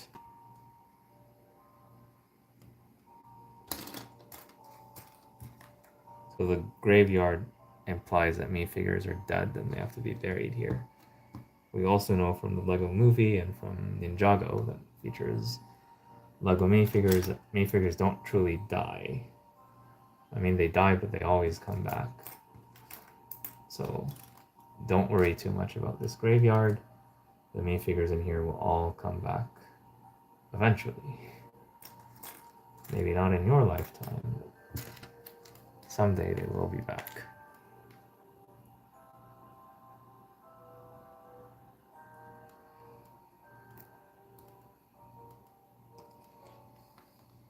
I always found it funny how in Ninjago, for example, that uses Lego minifigures, like they always bring back dead people.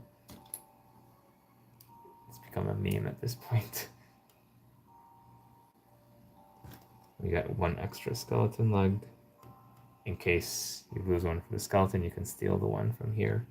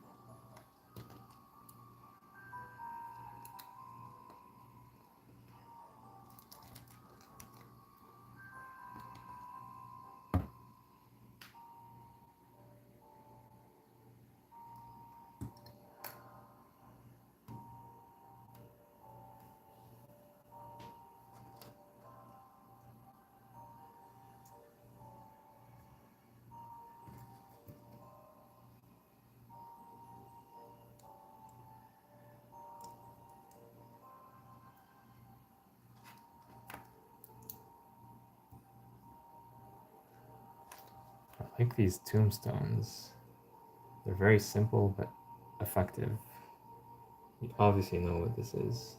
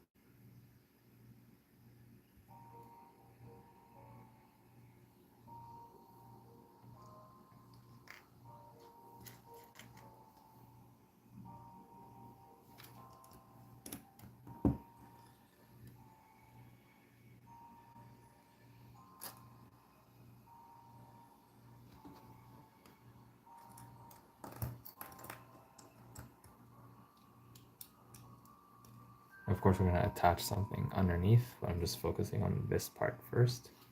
There's lots of small details that I want to get right before I attach this to a larger structure.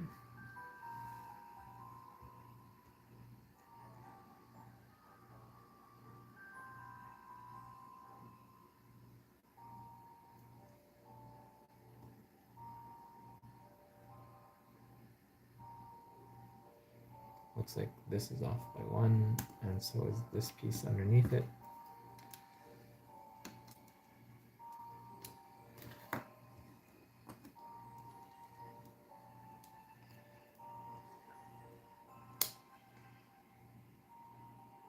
Then I'm going to do something that looks illegal, but it's not illegal.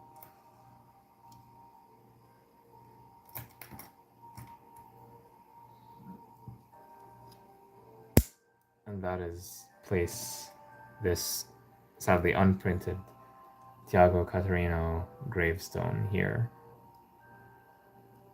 Yeah, so I wish they gave us the printed version, because Tiago, before he became a LEGO YouTuber, he was a LEGO designer, and he designed some LEGO creator sets, and because this is a set in the same theme, I would have hoped that they kept the printed piece in his honor. This is a Nexa Knight shield that he used in, I believe, some of his designs from back in his time with the LEGO group. But yeah, even without the print, we know that it's him. So it's pretty morbid that they created that just for him, but it's more that he left the company rather than he left the living world. So yeah, if Tiago, you're watching this later, we always remember you. Your memory lives on. And I wish you a long life. There we go.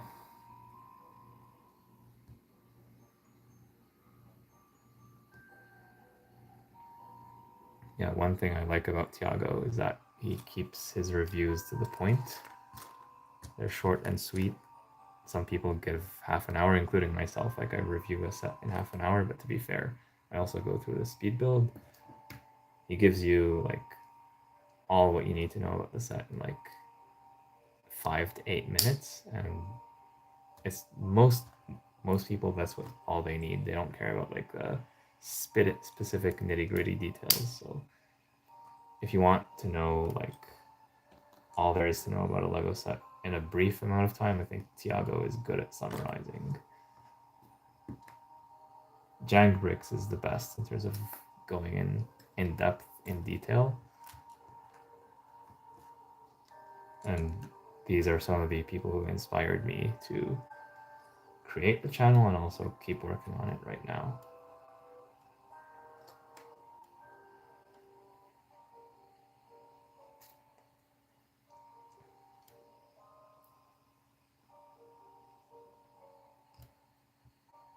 All right, so I guess now we can start focusing on this. So there's going to be part of the build where we're going to attach this later. But I think they designed it this way so that it can be easily removed because it's only held by a couple studs on either side. Actually, never mind. This will be held by these studs here. Maybe not, but still, it's not that difficult to remove. I wish they made it even easier to remove, or even made this like a separate build. If you just exchange some of these parts, you could actually move this down here and use like a couple of the extra parts and have this separate. So you could have this separate if you want some minor modifications. So I guess that's also an option if you don't want it to be like glued to the main build. So thankfully that's pretty much possible with the pieces that you have in the set with minor modifications, move some things around. I know it can be done.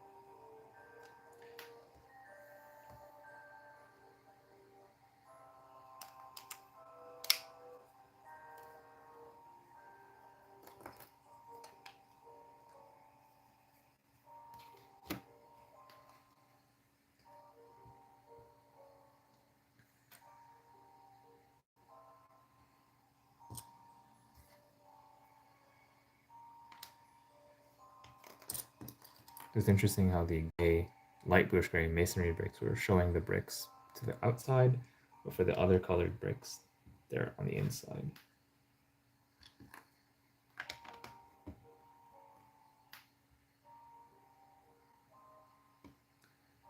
And now we have to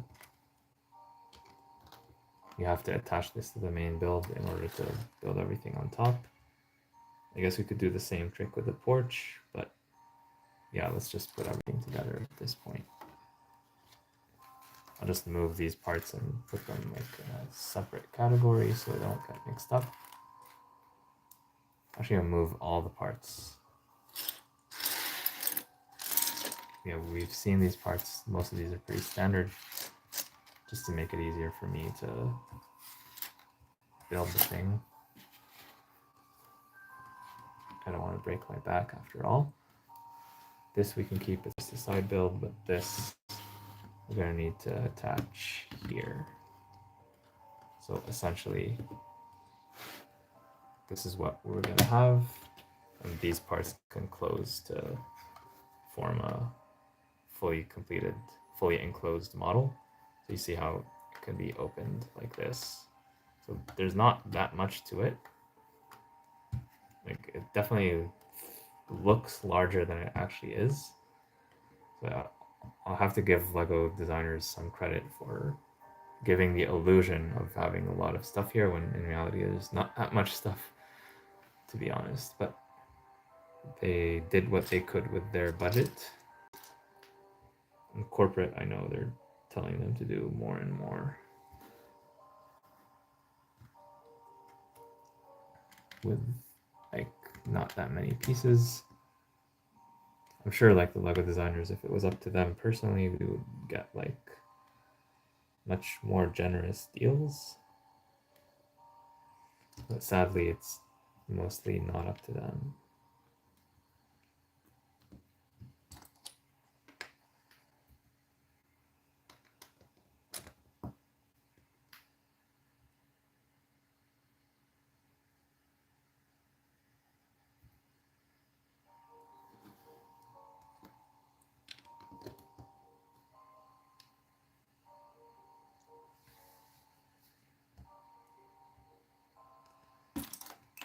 Okay, so it looks like for whatever reason we're using two of these, I guess because in the second or third build we need to split these pieces apart, like use them in different places, so that's why we don't just have a 4x8 plate, even though that would usually make the most sense.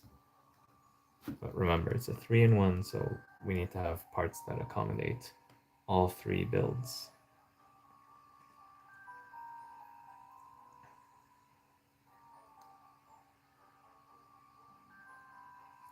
So again, here we're gonna have like a very similar story with the balcony and stuff.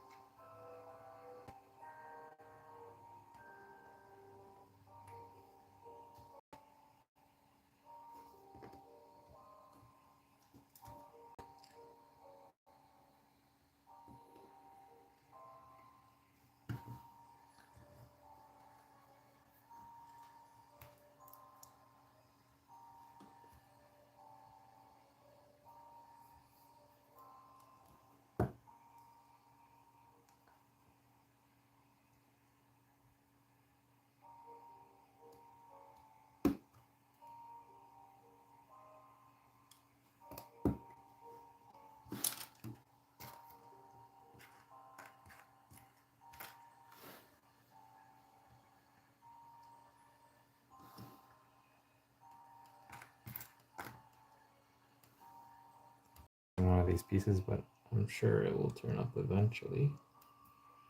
I hope.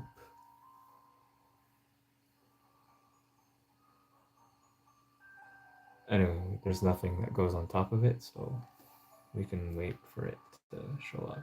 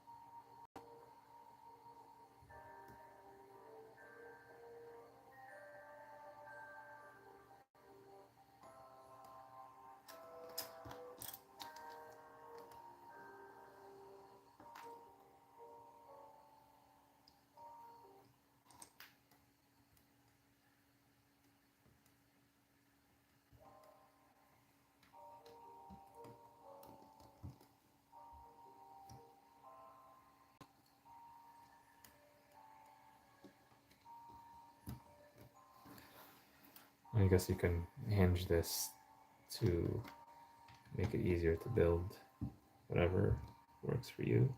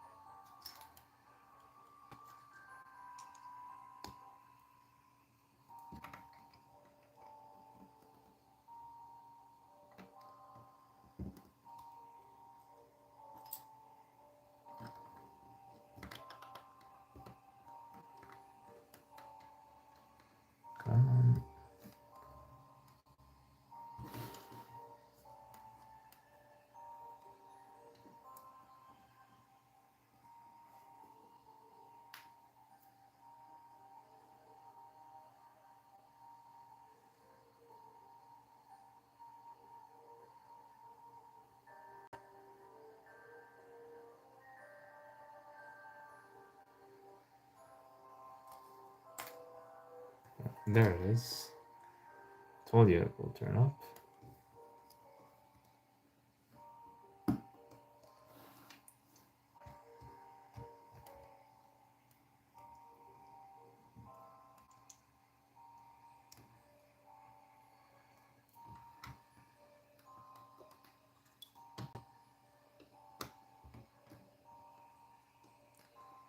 So, did anyone go trick-or-treating this Halloween? Or give treats?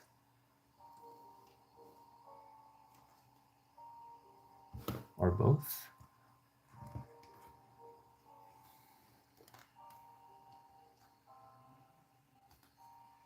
In my hometown, it was pretty rainy today, so a lot of people either stayed home or they trick-or-treated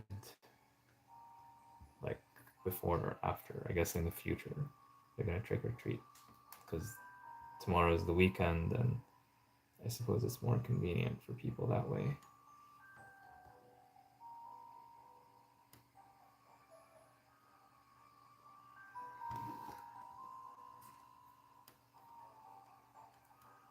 But regardless of whether or not you trick-or-treated, what is your favorite Halloween candy? For me, it's chocolate. I love chocolate.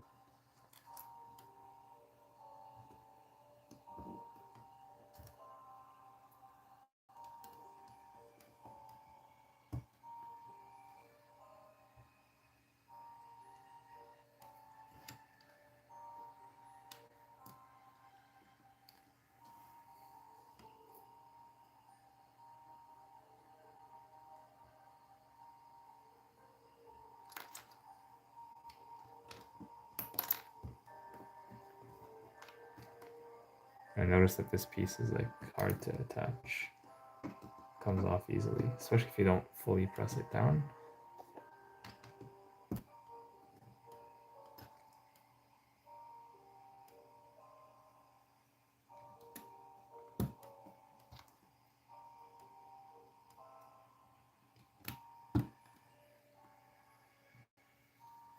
So we made good progress here. We're almost done, I would say. I still see a bunch of parts left, but I don't think there's too much left to do. Actually, we do have this one wall here. So basically the stuff here and a little bit of the interior details as well, but nothing too major.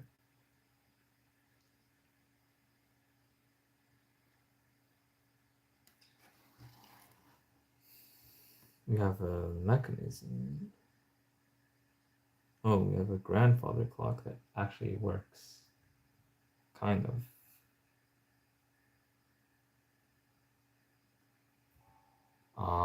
Now this annoys me even more because it's part of a grandfather clock. Why did they choose this modern print? Like they had like the classic prints, multiple classic prints from the Tudor corner that came out in January of this year. It's not going to retire for like 3 years, so they could have went with like one of those classic prints. It would have cost them literally the same because it's an existing piece, not a new piece. So I don't know why Lego went with this for a grandfather clock. It's almost like they wanted to make it fake, look fake. That makes no sense to me. So unlike most of the time where we build the interior details first in the wall or the other way around, we have to build both at the same time because there's going to be a mechanism, which I'll show to you very, very soon. But first we have to lay the foundation for the grandfather clock. I do like the gold pieces, I like the brown pieces. But you know what? This is just one piece. If you don't like this piece, you can throw it out or use it somewhere else and bring a proper classic clock face. If it's just one piece, I'm not going to make a big deal out of it, but still. I'm just wondering why didn't they think of that on their own? And I don't watch any reviews of the sets that I build, just to keep myself as unbiased as possible. I want to give you my opinions on things and not other people's opinions that I regurgitate. I would be surprised if nobody complained about this. So this might be like already a known issue if you've watched other reviews of this set. But I personally am not aware of what other people have said. I only check reviews after I'm done building a set, just to understand how the community feels about something so I can participate in a discussion, but I always want to start with my own opinions first.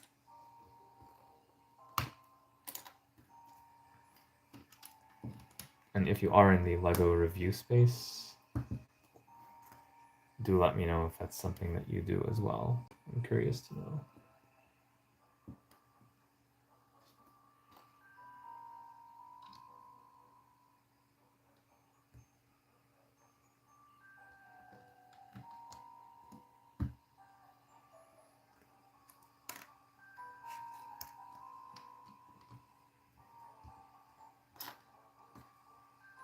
Okay, so now here we need the Technic bricks, both sides, on the inside of course, but also on the outside. And we're going to use this piece.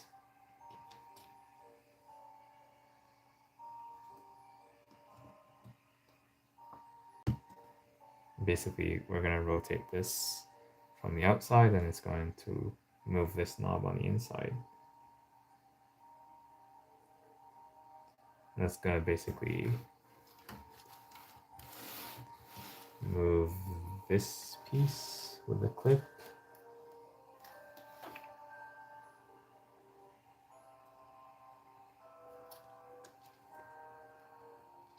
Yeah, once you see it in action, you'll understand what I mean. And this is attached to this, basically the pendulum of the grandfather clock.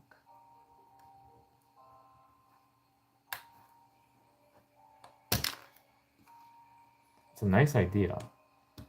Nice idea. And not too complicated to build either, just a few pieces.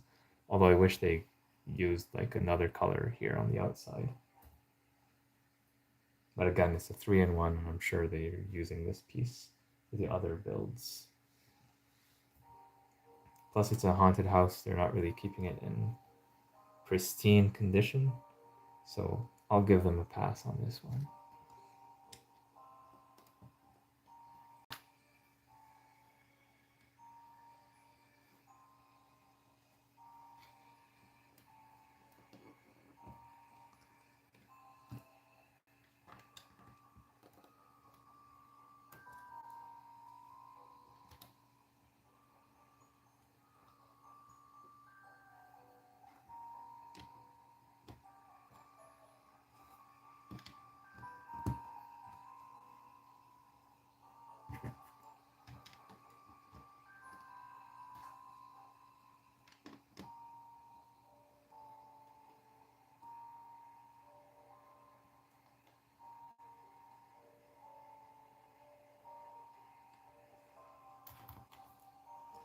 I'm guessing for these pieces, attach this first, pyramid piece first, then attach it to the window.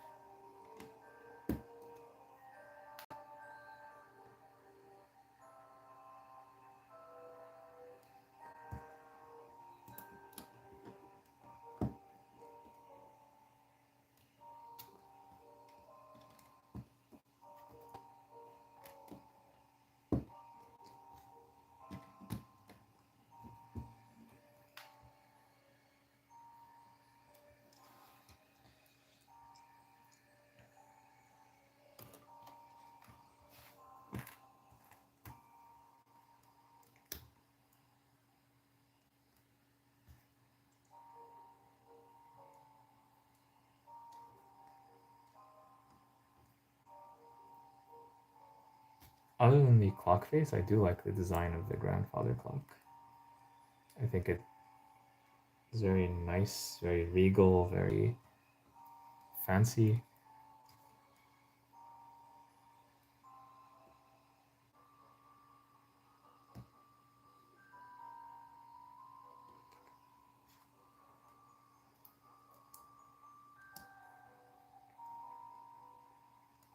Yeah, it definitely has a respectable look about it, and I like the mechanism. And maybe I'm wrong. Maybe historically this is what they look like, but I highly, highly, highly doubt it. Like if it was a white print on a brown piece or black piece, maybe, but on a white piece like this, it breaks the immersion. It makes it feel fake. But that's just my opinion.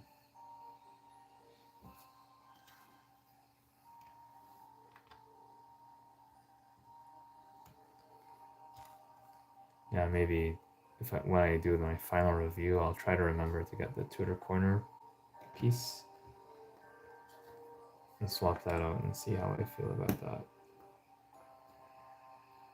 Like all these are extra pieces. They're the 1x1 style pieces. So just set them to the side, and we'll talk about bag 4, then we'll move on.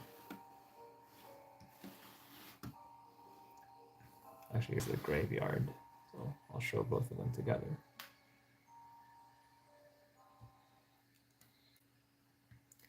Bag 4 completes the ground floor of the haunted mansion, as well as builds the graveyard that can be attached to the front. And we also built a grandfather clock in this building phase with a nice mechanism.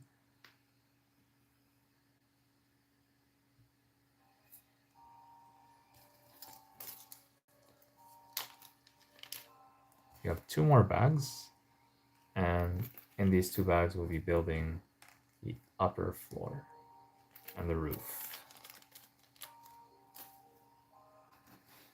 So far here's what we have, and you see how this clips together.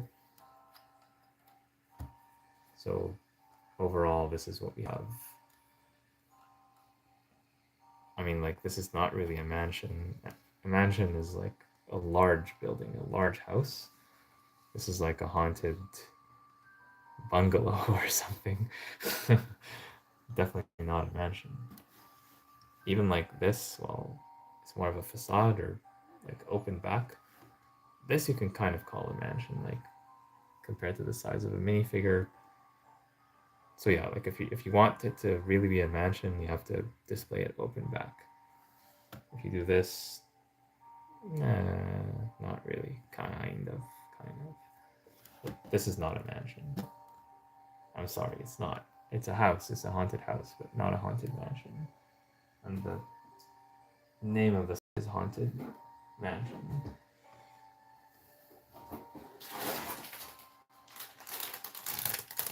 Anyways, here's bag 5. And let's see. Hopefully the way we build this thing, we can build it independently and attach it all later at the end. Let's see if that's possible.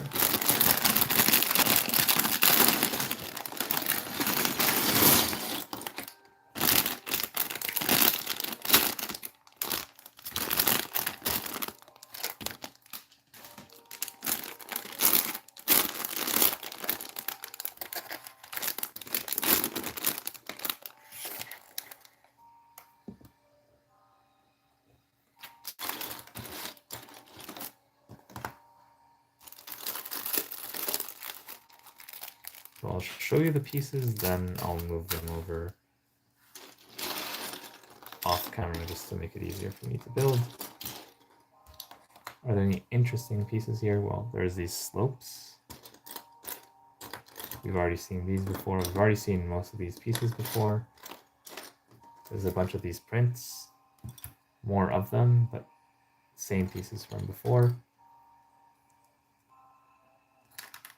There's this piece. Maybe it's new in this color, but we've seen this piece before in Lego City and stuff like that. So yeah, other than these slopes, which I guess are not super, super common in the smaller Lego sets, nothing very surprising here. So I'll just move on. And I'll just mention there's these 2 plates. They're not the same size, but they're pretty similar. So don't mix them up. Ominous. Yeah, ominous indeed.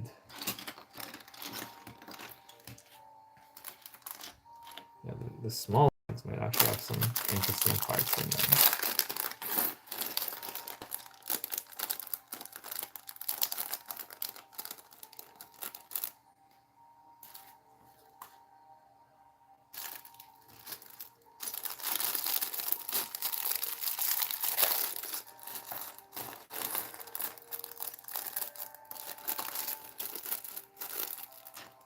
And thank you for your reactions, the hearts, the celebrations, all the emojis. I do see them in the chat. So I know you're watching. Thank you so much for your support. It really helps me out. Can I be in a video? Maybe. Maybe. It depends on you and the video. It's definitely possible. Of course, we need to make sure we follow the YouTube terms and conditions at all times. Recently, they changed the participation age to 16 plus, so you have to be over 16 for sure to even watch YouTube videos. And I think to participate publicly, either you have to be over 18 or you need to have your parents' permission, and you have to follow all the local and national laws and things like that. I have to say this disclaimer every single time just to make sure no one gets in trouble.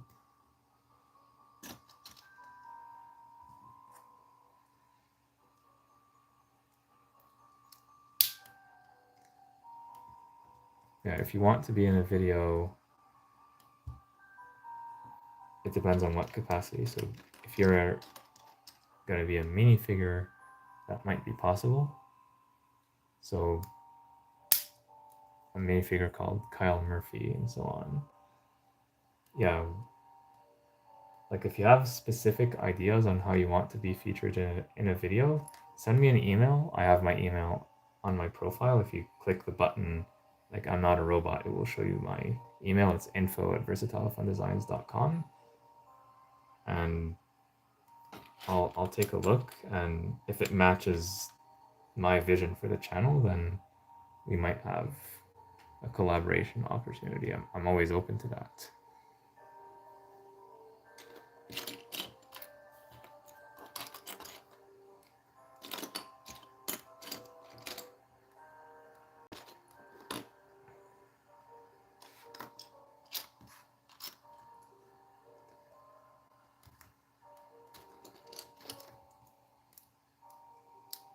I have my own channel. So I'm gonna check you out very quickly because I want to focus on the build, but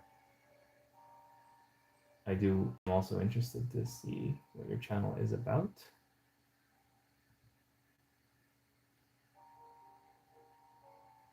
So from what I see right now, this channel doesn't have any content. So your videos are either private or unlisted or something, but they're not visible to the general public. Kyle's Wacky World. Oh, that's a different channel. And I'll take your word for it for now that you actually own the channel. Of course, there will be a verification if you ever do anything. Okay, yeah, I see the channel.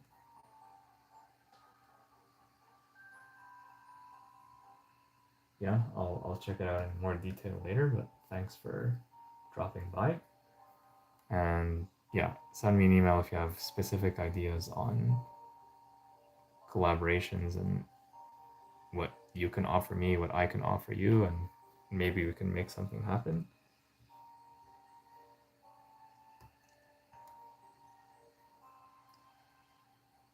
Yeah, so the way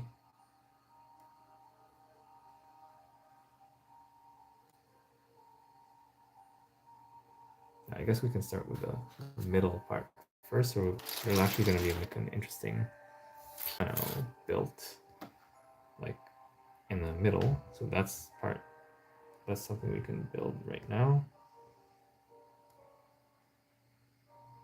So we're doing all sorts of wacky building right here, but it will make sense in the end.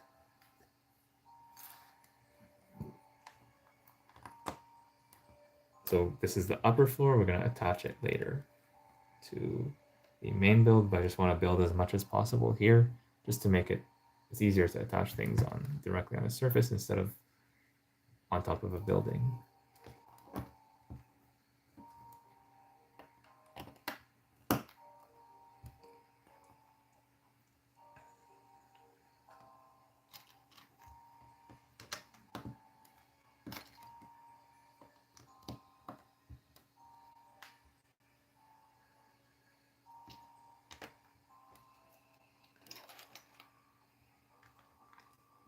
And before I completely cover this up, look at the gentle curves here. That's interesting. They did not need to make it this detailed for just a kid's set. I know like kids also like details, not just adults, but there's more than the bare minimum, which is definitely nice of Lego to do this. So we have this black plate with these grill pieces on top, and that simulates piano keys. I know in other sets sometimes they use the printed pieces for this, but Lego Creator, I know they try as much as possible to brick build things, including animals, most of the time.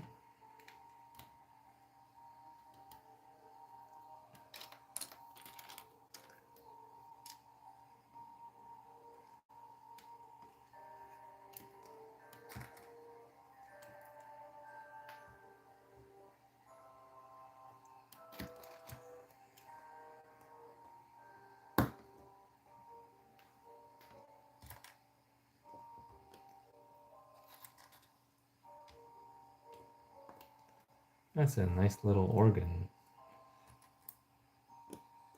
Yeah, it looks like an organ more than a piano, now that I think about it.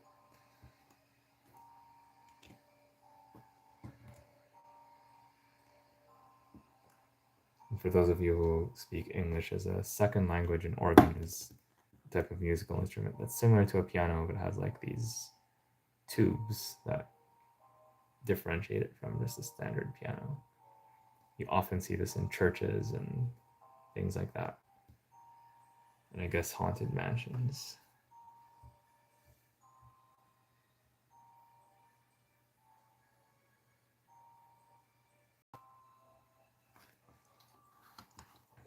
And from the outside, we actually have this.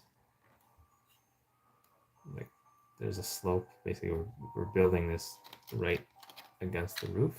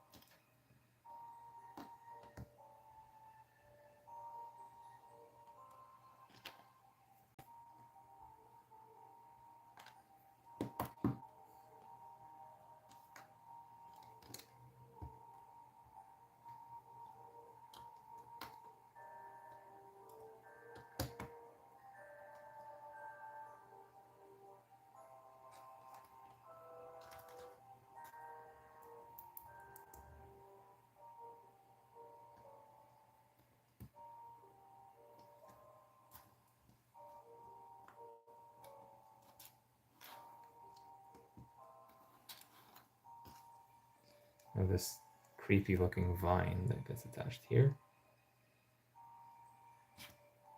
These used to be like tales of some Bionicle or related theme from the 2000s. Now you find them everywhere.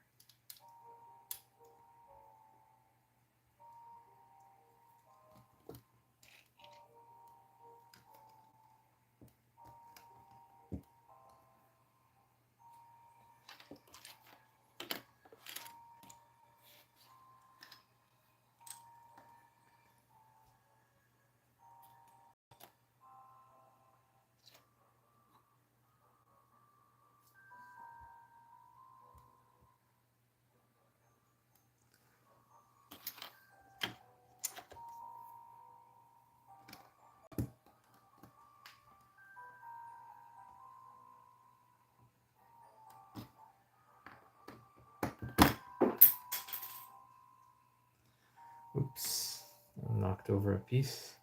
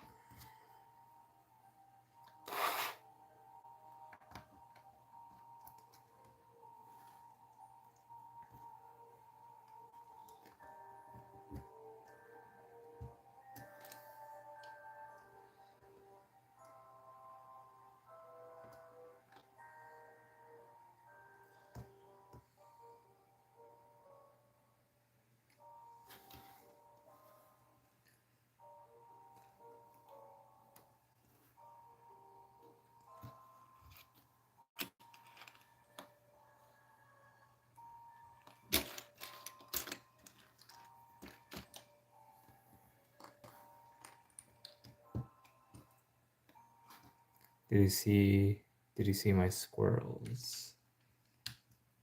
I don't know what you're referring to. Is this a video of yours? I just like saw that your channel existed, but since I'm in the middle of building, I don't have the time to watch your videos right now. I did not notice any video about squirrels specifically.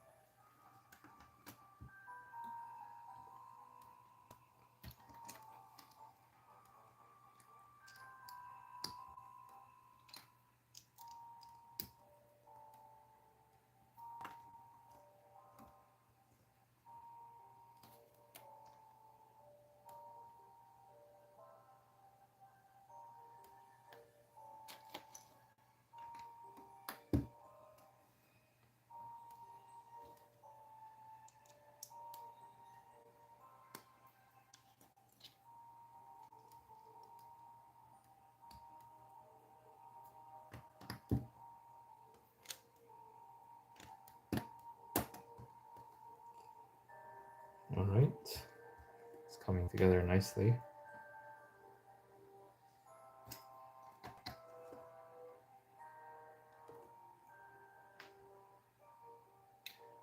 You have more of these telescope pieces. Now they're used as candlestick holders. These are actually used as candles this time. We often use the candle piece for something else. Now we're actually using it as a candle, which is a welcome change.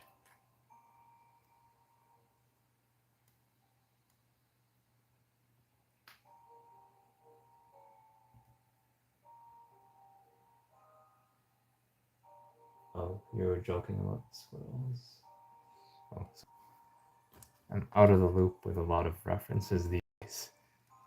I do know the set number, like the number of this set is 31167. I know the kids these days are gonna love that.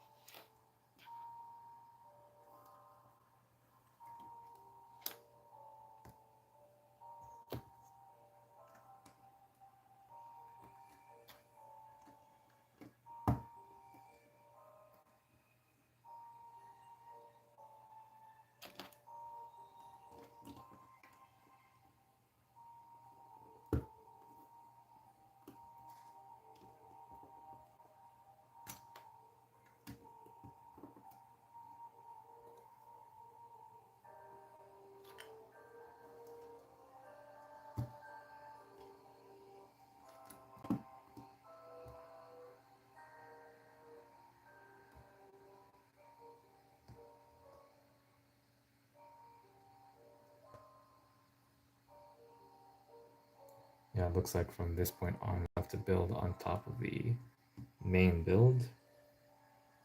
It's going to be too difficult to avoid that. So still, we got quite a bit of this done.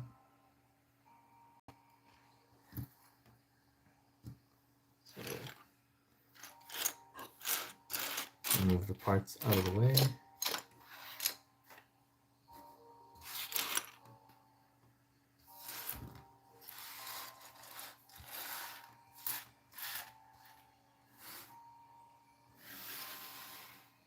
So now we need to figure out where does this go.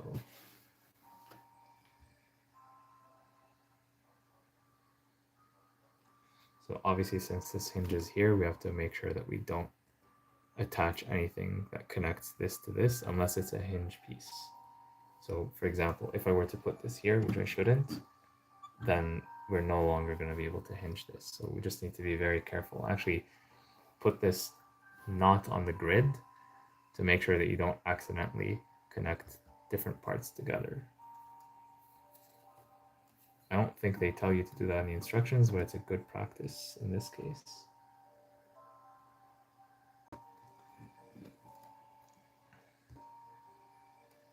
And here, like, this needs to be attached here.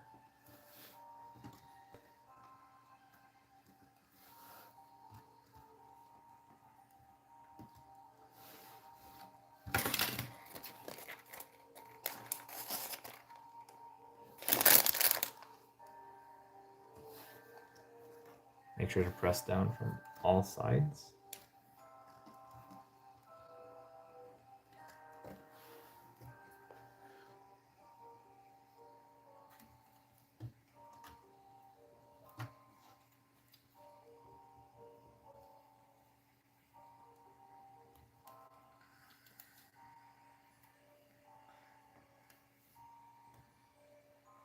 I think there could have been a better way to do this, but regardless, I think it's attached well enough.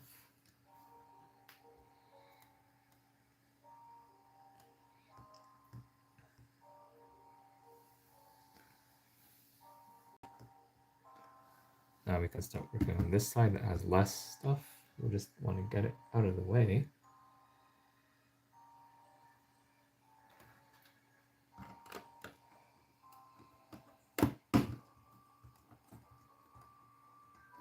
This gets attached fairly easily.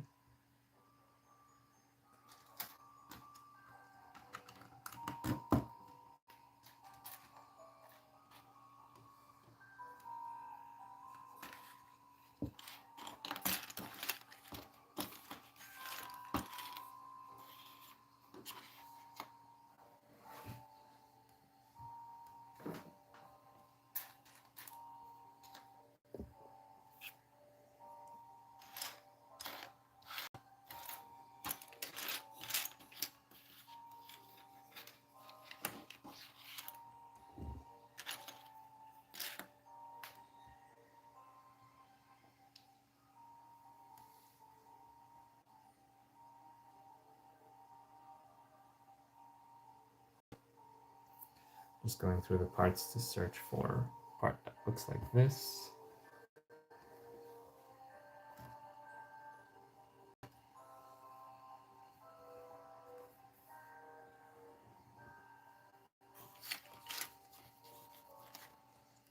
Oh well, just like before, we'll come back to it.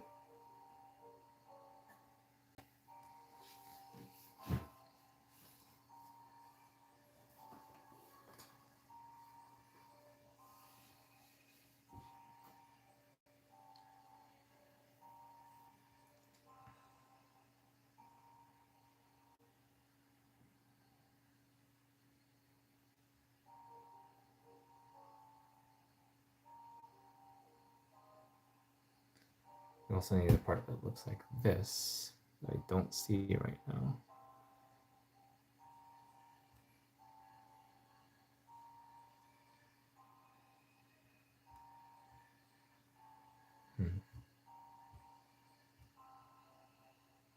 Oh, I'm in the wrong building phase.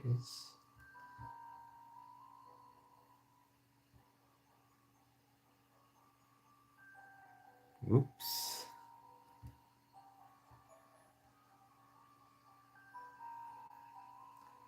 Yeah, I got this wrong. We're gonna have a piece like this in bag 6.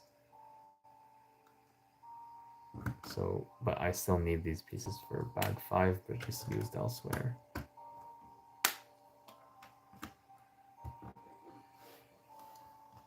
Yeah, sorry for the mix-up.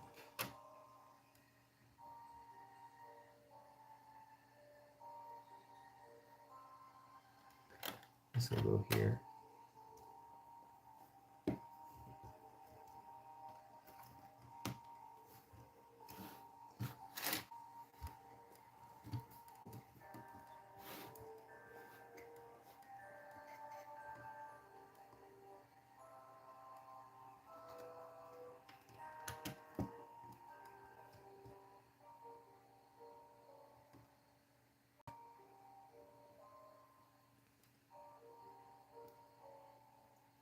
And here it looks like we'll have a 1 by 2 because we cannot have anything that will crash into this.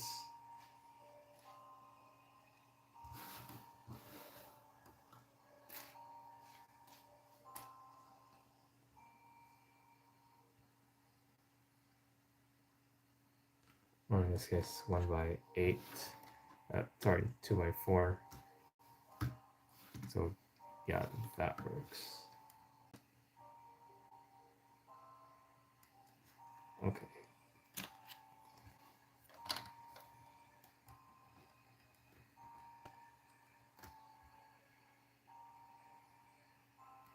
All right, I think I see where this is going.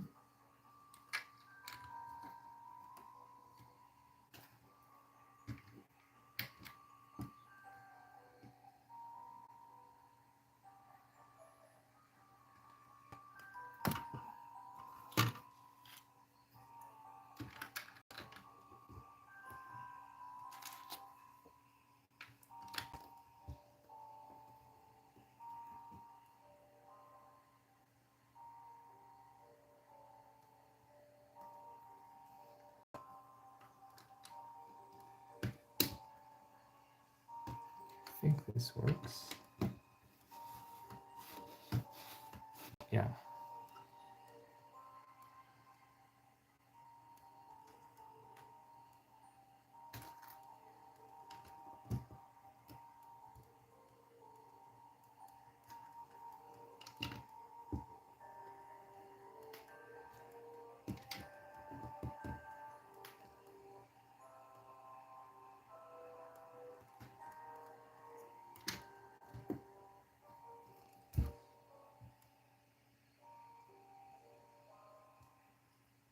Yeah, these pieces are great for building up bulk quickly.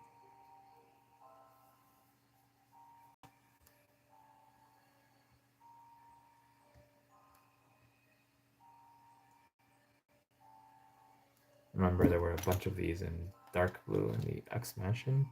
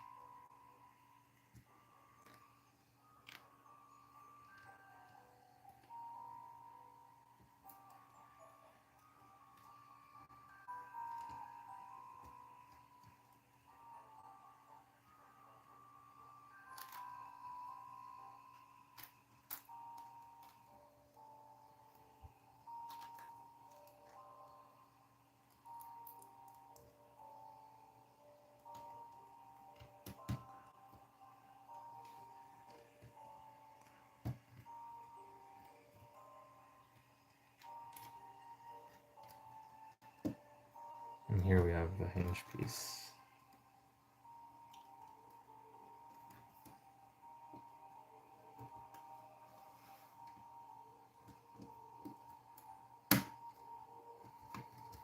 There we go.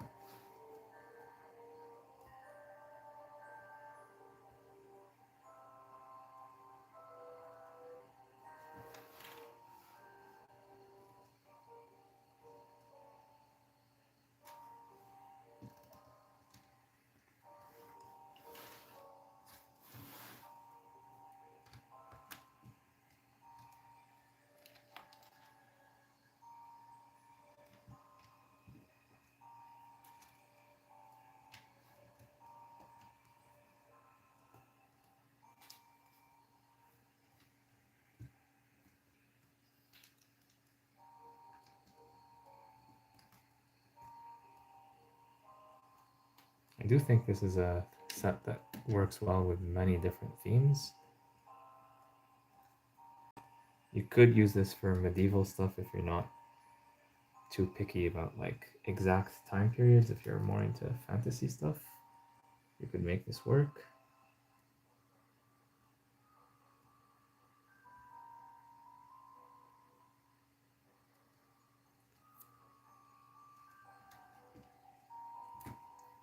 This works with Lego Ninjago, it works with Lego City, works with Lego Friends. The mini dolls, they can explore the Haunted Mansion just like minifigures.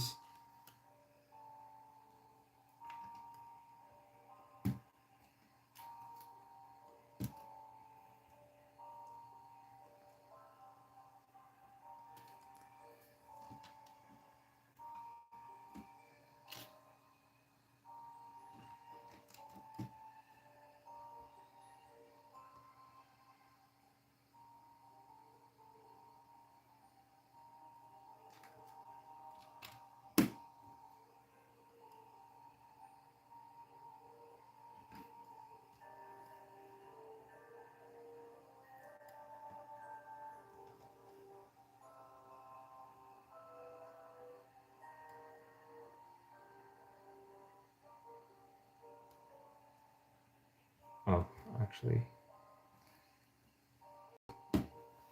this piece that I put here erroneously actually goes here. And we have other copies of that piece in bag 6.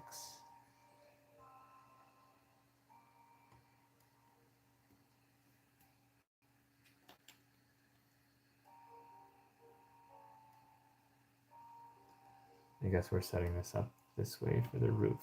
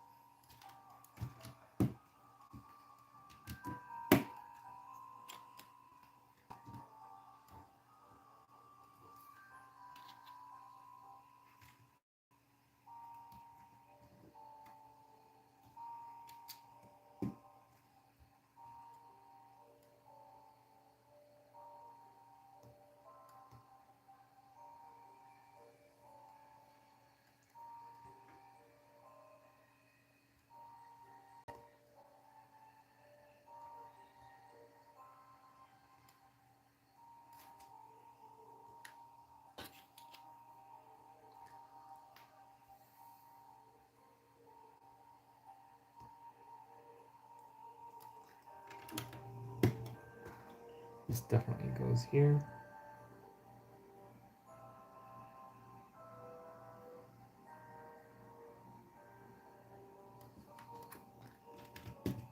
This goes here.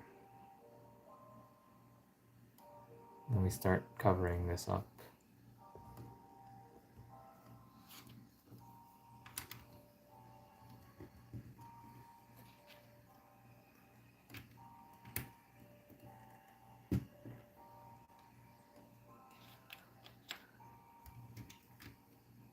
And basically, this is the top of the building.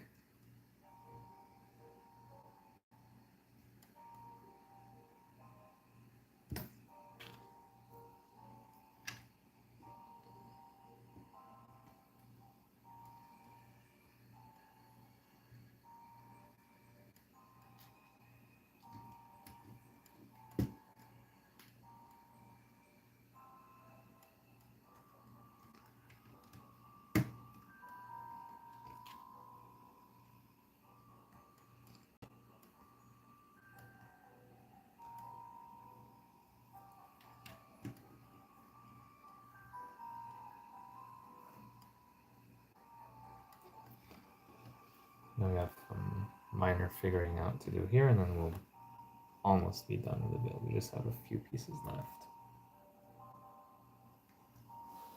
We also have the boarded up boards, I guess.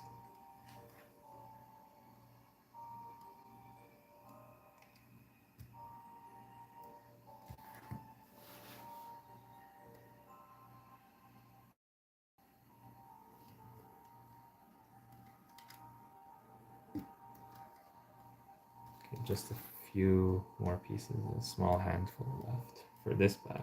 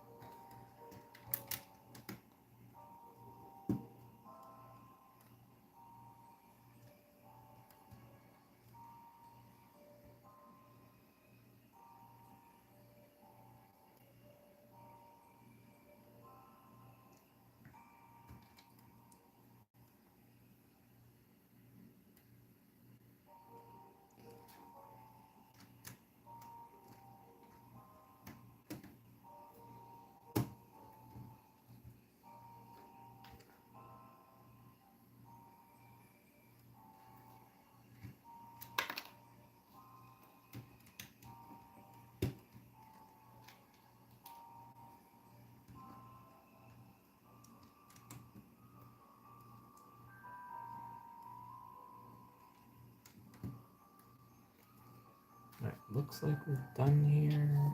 Just check to make sure. Not missing anything. Okay, we're done. So I'll do a small announcement for bag 5. Then we'll move on.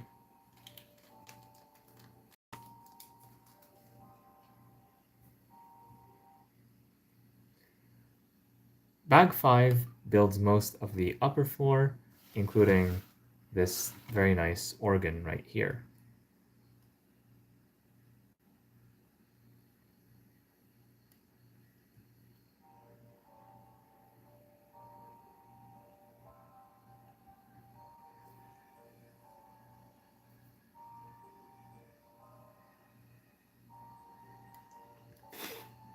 Now let's move on to bag 6, the final bag of the set. It looks like we are on track to finish building the set in one live stream, which is a nice change from the Daily Bugle that took 5 sessions to build, although that one was much larger. So knock on wood that we're not going to have any technical difficulties in the last bag.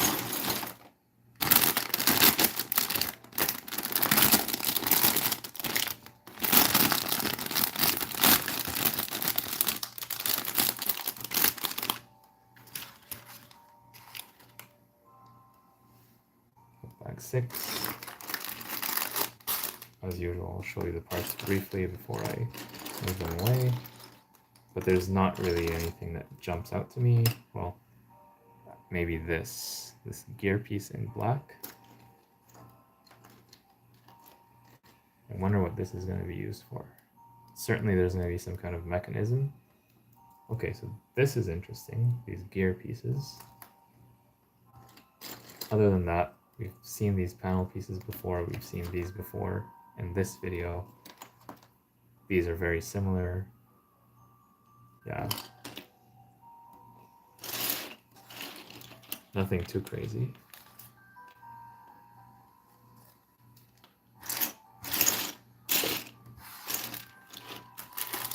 And the small bags, do we have anything interesting? We got a bunch more of these telescope pieces. Perhaps slightly more interesting is this jewel piece in red. Ooh, that looks nice. I think a lot of minifigures are going to want to have this jewel. And over here,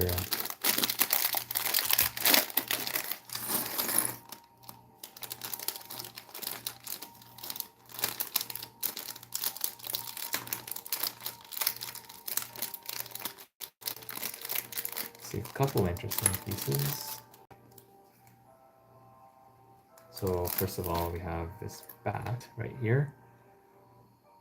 Very appropriate for Halloween, although most of the time he's going to be upside down. So yeah, I'm surprised they gave us this because usually they brick build things in Lego Creator, but I'm not against this. This makes sense, and I think if they give us like the Minecraft version, it would be too pixelated.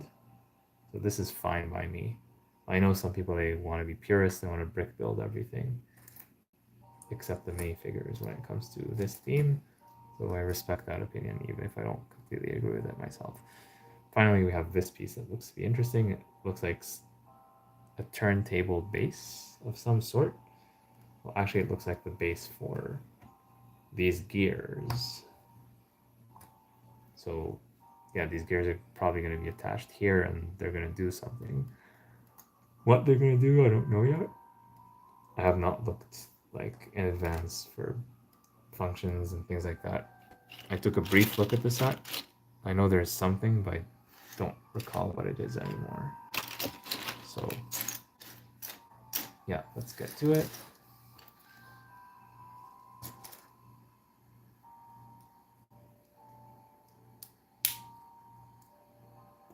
And it's now, we're now entering into 3 hours. If this was a longer set, if this was a larger set, I would cut the stream off now and say, okay, finish tomorrow. But since we only have one bag left, it doesn't seem to be too large. I think we can handle it.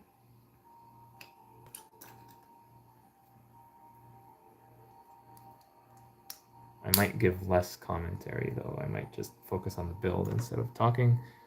But if you want to hear from me, put something in the chat and you will hear from me.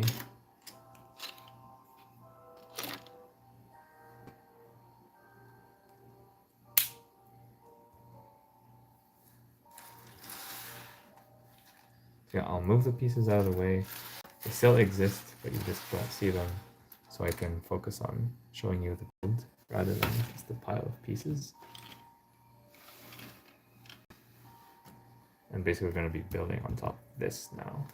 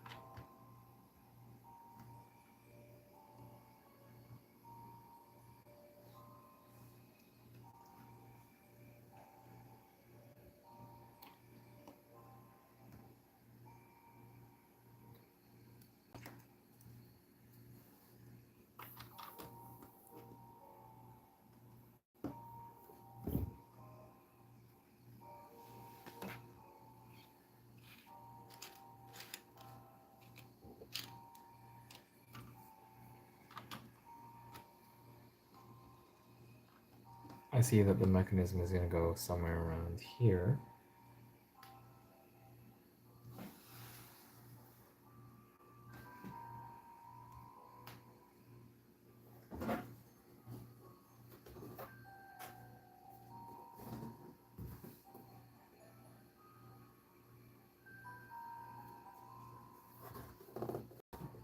So because it's a 3-in-1 set, they actually don't show the mechanisms in detail on the box.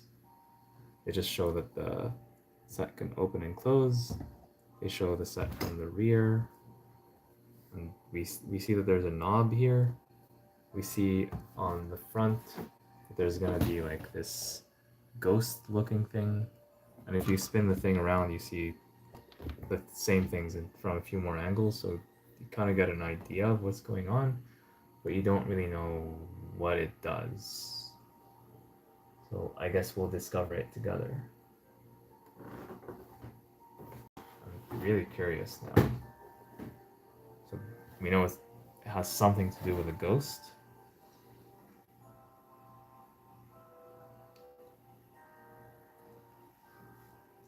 We'll figure it out, I think. What we usually do.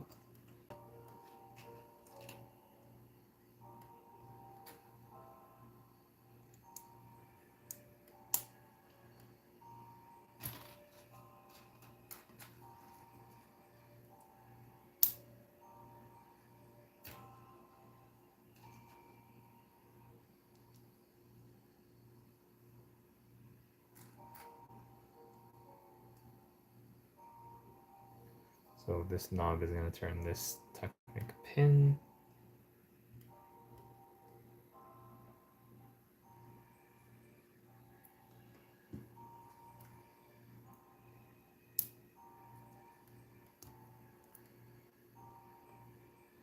This turns this gear. I was not aware that we could connect these in this way. Huh. I thought that these are like purely in system and they were independent from LEGO Technic, but apparently no, it's all the same system. So I learned something new today. And whenever I learn something from a set, I give the set extra credit, in my opinion. I think I've learned something from pretty much every single set I've ever built, despite having built hundreds of sets at this point. Except maybe like some polybags where it's just like so obvious what you're building, and I've built something similar before. I'm like, yeah, I get it.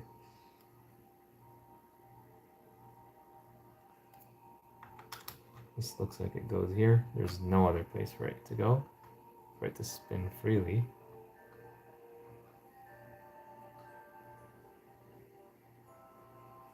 So this has to spin this way. There's no other thing that it can do. I think now I got what we're doing here. I think now I understand. So instead of talking a lot, I'll just show you. So we're gonna have this.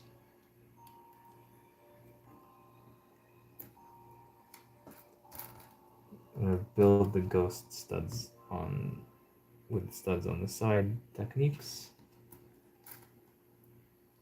The ghost itself is pretty simple.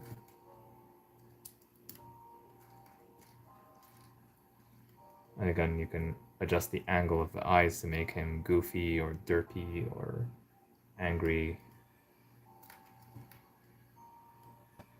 Or her.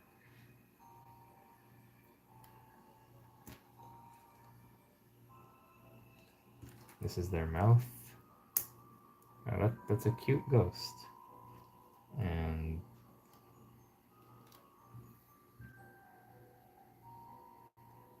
it's not visible, but I'm guessing that this goes like this.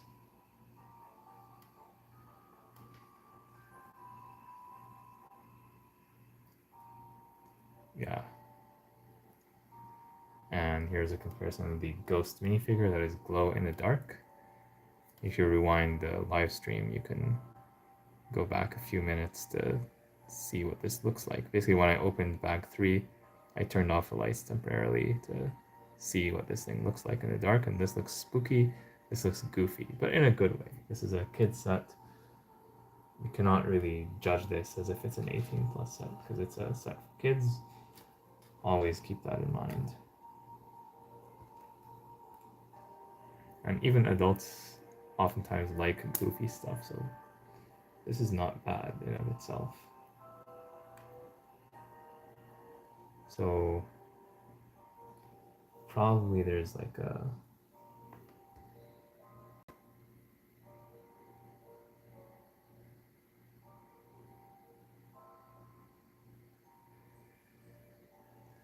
yeah, this goes on top of this. So essentially we have a ghost, as you can see here. We also have a table. So the ghost is going to be here, looking out the window. We also have like this table.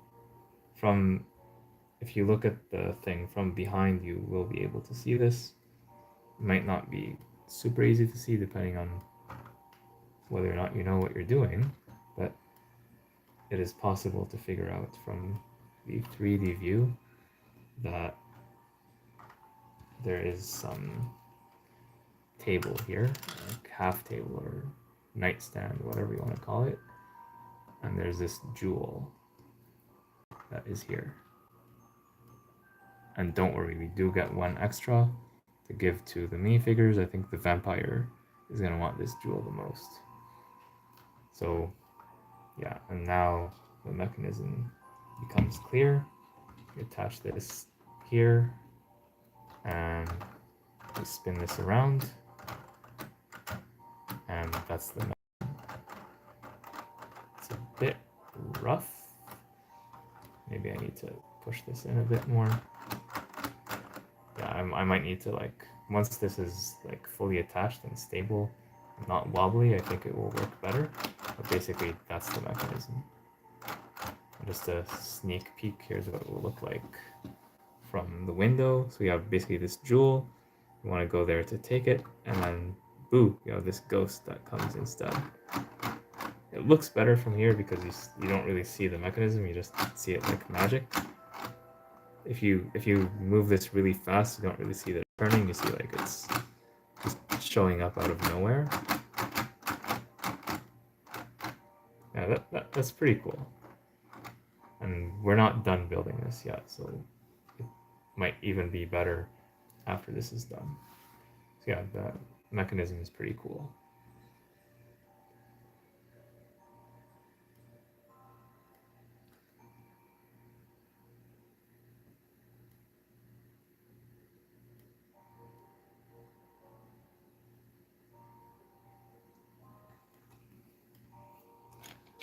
Now we have the rest of the house or mansion.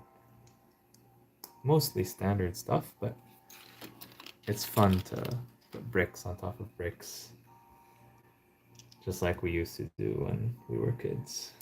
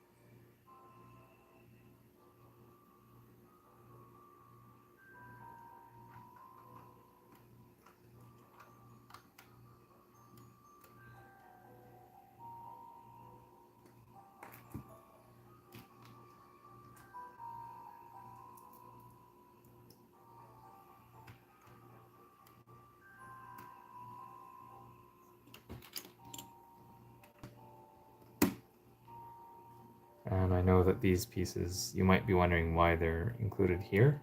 Well, they're actually the train wheels for the B model. So they're basically hidden as these eaves of these windows. That's a nice part usage, now that I think about that.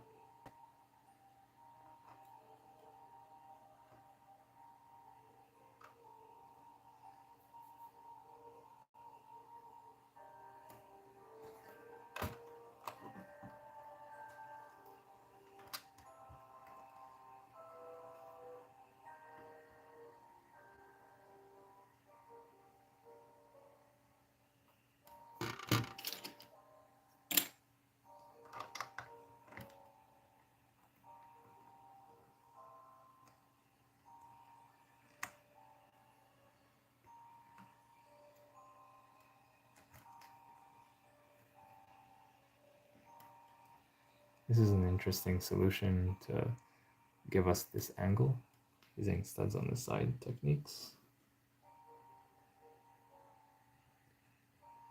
Because we need this space for something else.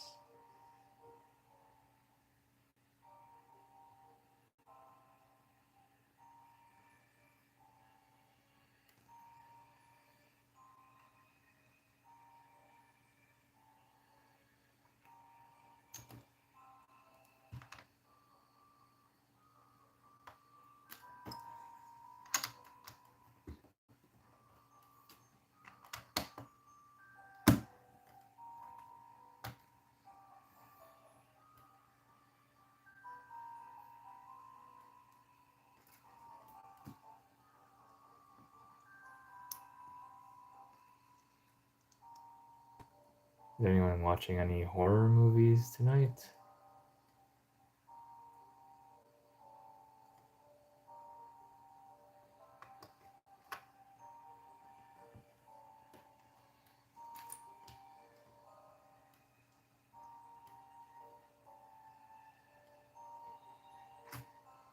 Remember one Halloween I watched this really classic horror movie. I forgot the name of it, but it was like either set in the 1970s or it actually was filmed, I think maybe in the 1990s or something, but I had like all those classic horror movie vibes. I usually don't watch those, but on Halloween sometimes I make an exception. And that was fun. It was basically like a classic monster just like running around, killing everyone. And I wonder what's the appeal and how did this became a mainstream part of culture? It's definitely an interesting thing to think about.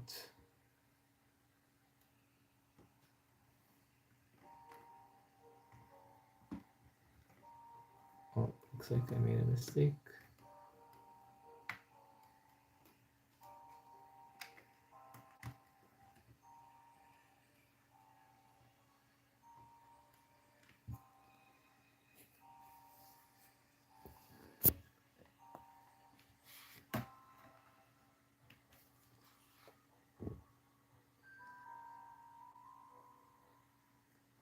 Okay, I fixed that.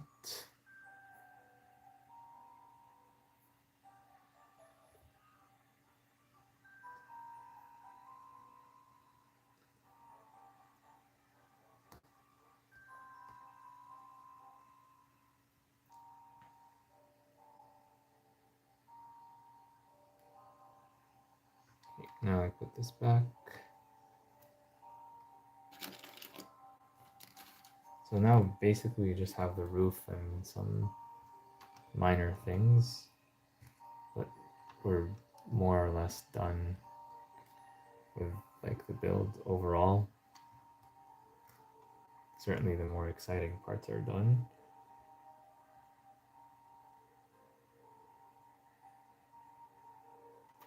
And so for this part of the roof, I think even most of the other part, I'll build that separately.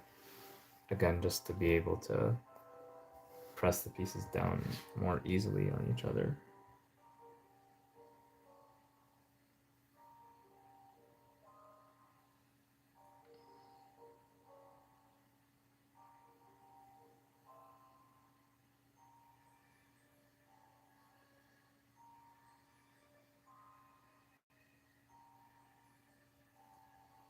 some of it might be like completely unnecessary when we look at the actual situation of the set. But regardless,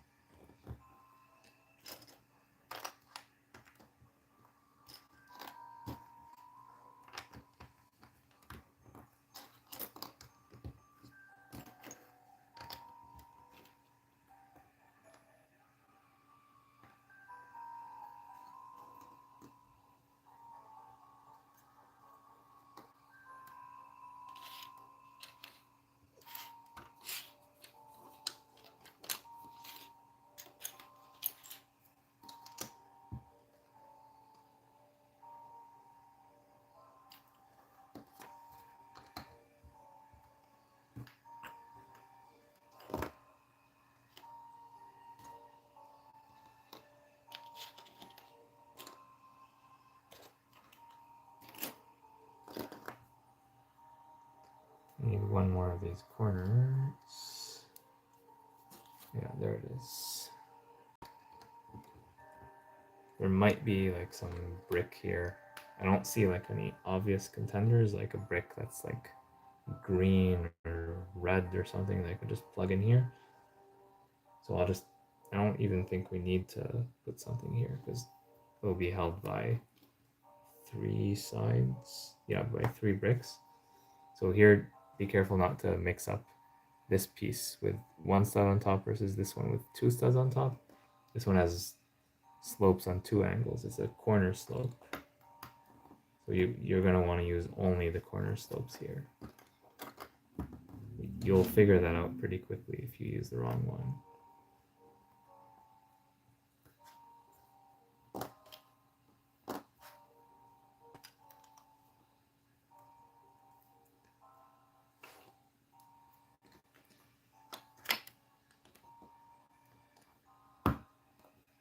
And here finally the bat comes into play.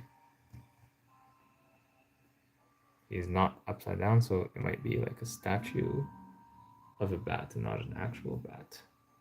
So this part is done. It reminds me also of what we did with the assembly square and with a more recent Lego set. I think the castle, the creator castle, also had a structure similar to this.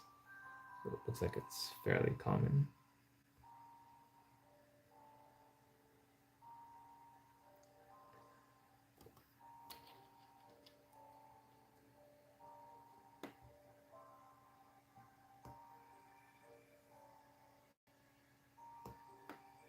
The other one, like it's partially built already, so we have to bring back the mansion to build it. But we have less parts now, so it's less of an issue. But first, let's plug this where it needs to go.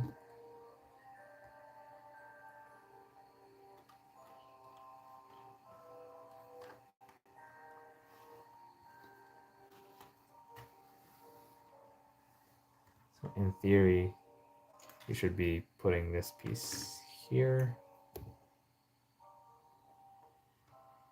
And that will hold all the sides together. I'm fine with this. But then it looks like we need to attach this piece on top, but this doesn't really do anything. So I'll skip it because it's a piece that's otherwise useful for other purposes. Because even in 3D view, nothing attaches to it directly from the top, from what I can see at least. So that means we just attach this one, and we don't care about the orientation of the bat, we can rotate the bat. Yeah, so the bat can be rotated like this. There we go. Right there. So that's the bat.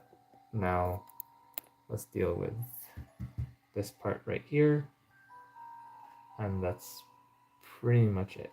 Oh, we have a small little interior build, just a few pieces. Yeah, so this is going to be quick. It's like a little drawer.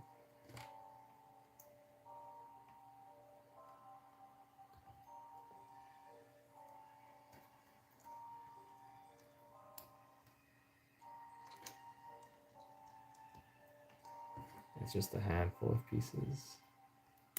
And this goes here.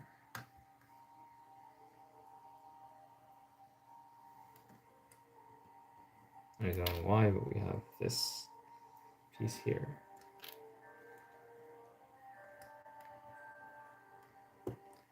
There we go.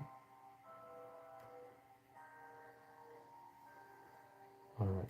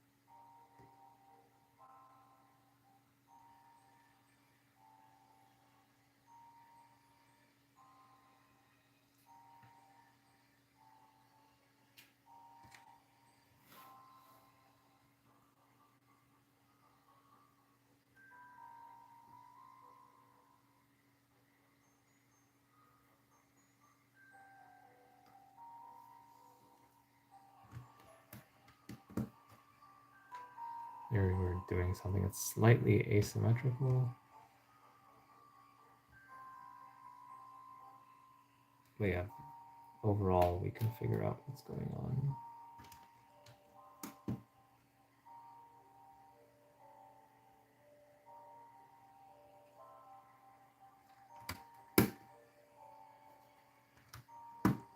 So now we're actually going to expand, and then we're going to contract. And I like how they did the inverted pieces in the dark bluish gray as opposed to black to make it super easy to distinguish between the two, especially for kids who are building this who might not be as experienced.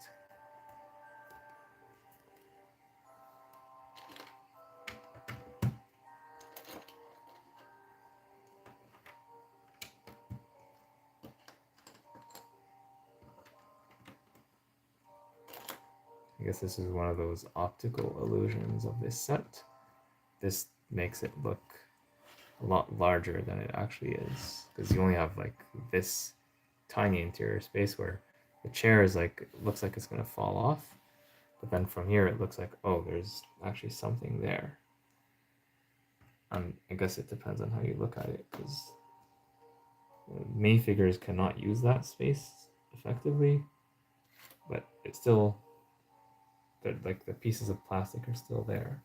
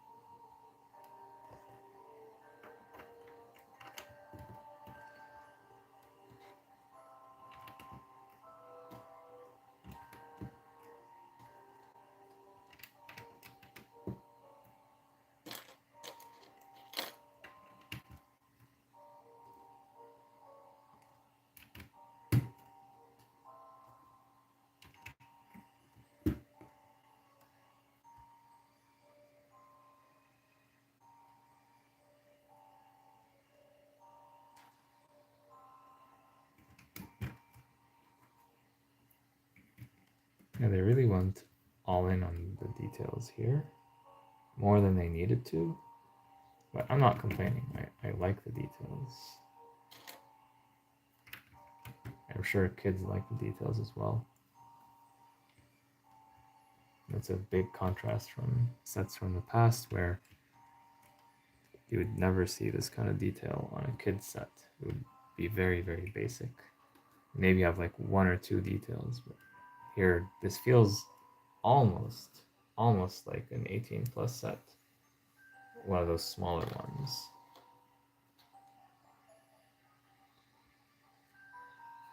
And of course we just have to finish this. That's literally 3 pieces, 1, 2, and 3, and we're done with the build. So I'll make an announcement for bag 6, and then we'll look at the minifigures again, and we'll wrap up for tonight.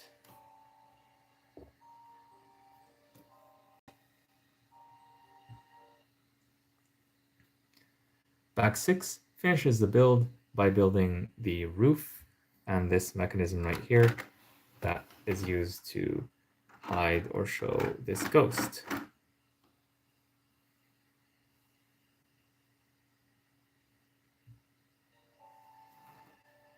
All right, and now if you're gonna watch my review video, I'll go into much more detail explaining the build, the minifigures, and so on. So make sure you're subscribed with notifications so that you don't miss that. But just in the meantime, since you've been watching this for a long time, I do want to show you the minifigures first and then the build briefly. So yeah, I do have my minifigure station, so I'll just use this right here, and in the future I might change these for the transparent ones. So let's do the minifigures 3 at a time. So first of all, we have the wolf, the skeleton, which is not really a minifigure, but we're pretending he is or she, and the Frankenstein. So nice figures overall. Hello, Bee Bandits. Thank you so much for joining the live stream. I'm almost done, but feel free to rewind and go back to watch the build. Here are the minifigures that we built in this set. So my favorite out of these 3 is the werewolf.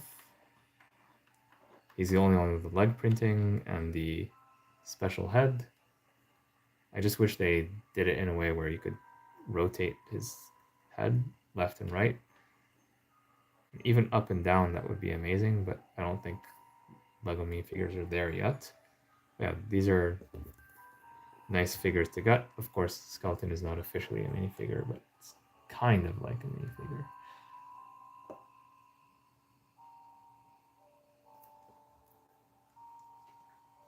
Then we have like this vampire right here, as well as the ghost. And these are also very nice to get. I love the hairpiece right here. The ghost is special because of the glow in the dark function. I already showed that earlier in the live stream. Rewind back to the start of bag 3. And I do show the bag like all the time, so it's easy to find where that is. And that's where basically you see it looks really nice on camera, better than it looks like in person. But it's still a nice feature to get regardless. And I'll show this again in my overview video coming soon. Probably in a few days from now, I'll give a review of this set. So yeah, those are the minifigures. I'll show this set very briefly because I'm gonna take some time to note my thoughts on the set, and then I'll be able to do a proper review. I'm not gonna do that now, but I'll just show you what's here. So we have the gate, small little side build. What you see is what you get here.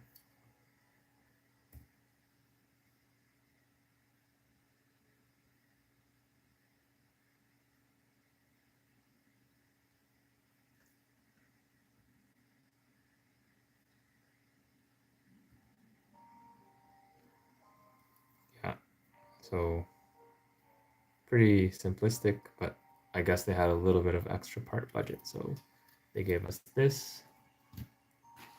There's also this weird looking tree. Looks like a haunted tree or a cursed tree. You can articulate the arms up and down, which is pretty unusual for a tree. It has this clip here to hold on to, I guess, this lantern. Although maybe it's designed like this.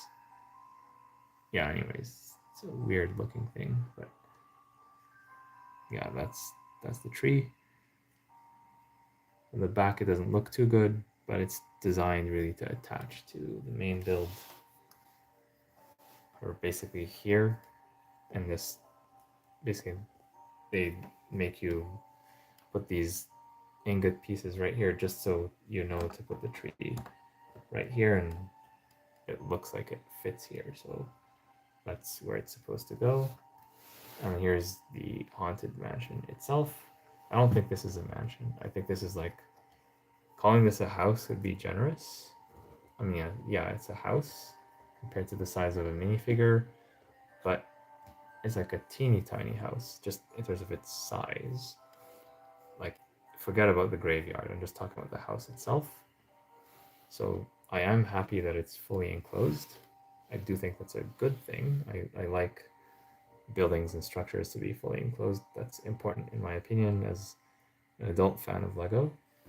I know some kids, they disagree, or even some adults, they want to have it open back to play with the set and so on. But the thing is, with this set, you can, because you just, I guess, here it's like not fully enclosed, but that's a very minor nitpick.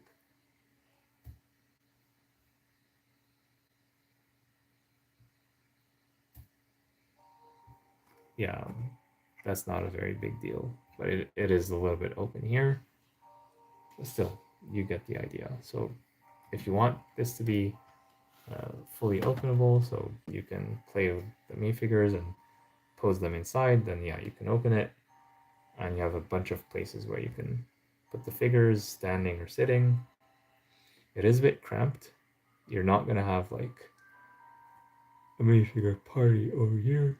You, at best, you have like one or two minifigures standing here. This is at best, but more likely it's just one minifigure standing in front of the window. And here's what that looks like. Yeah, that's a good look right there.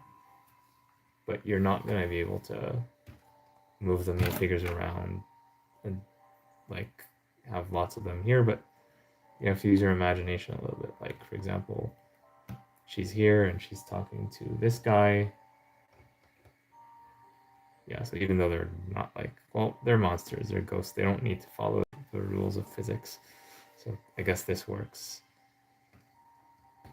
Yeah, I'll save my detailed thoughts for the actual review, but overall, I'm mixed on this set. Like, I see some good things, but I also see some areas where I would like to see this improve, especially for the price that we're paying.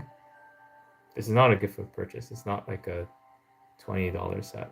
This is a $120 Canadian set. $120, I feel like there's not $120 worth of stuff here.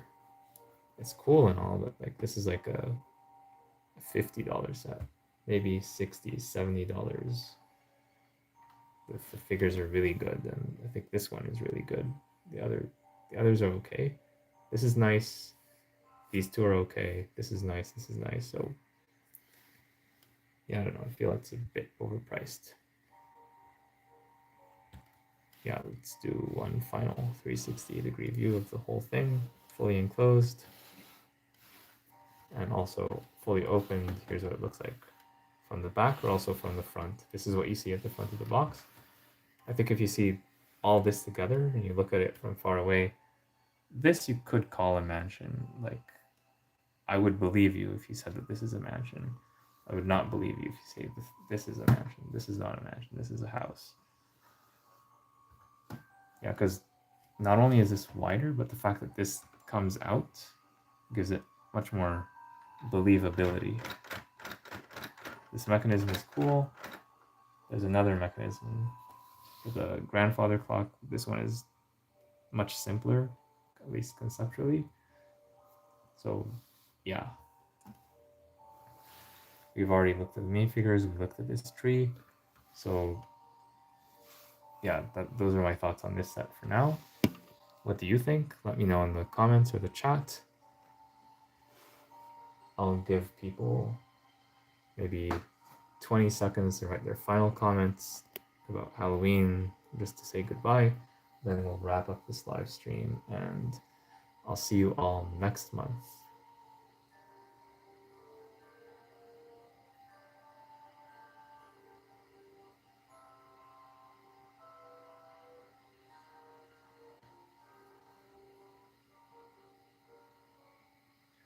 All right, everyone, time's up. So we'll end the live stream now. Have a good morning, good afternoon, good evening, depending on what time it is in your time zone. And I'll see you all in the next one. Bye bye.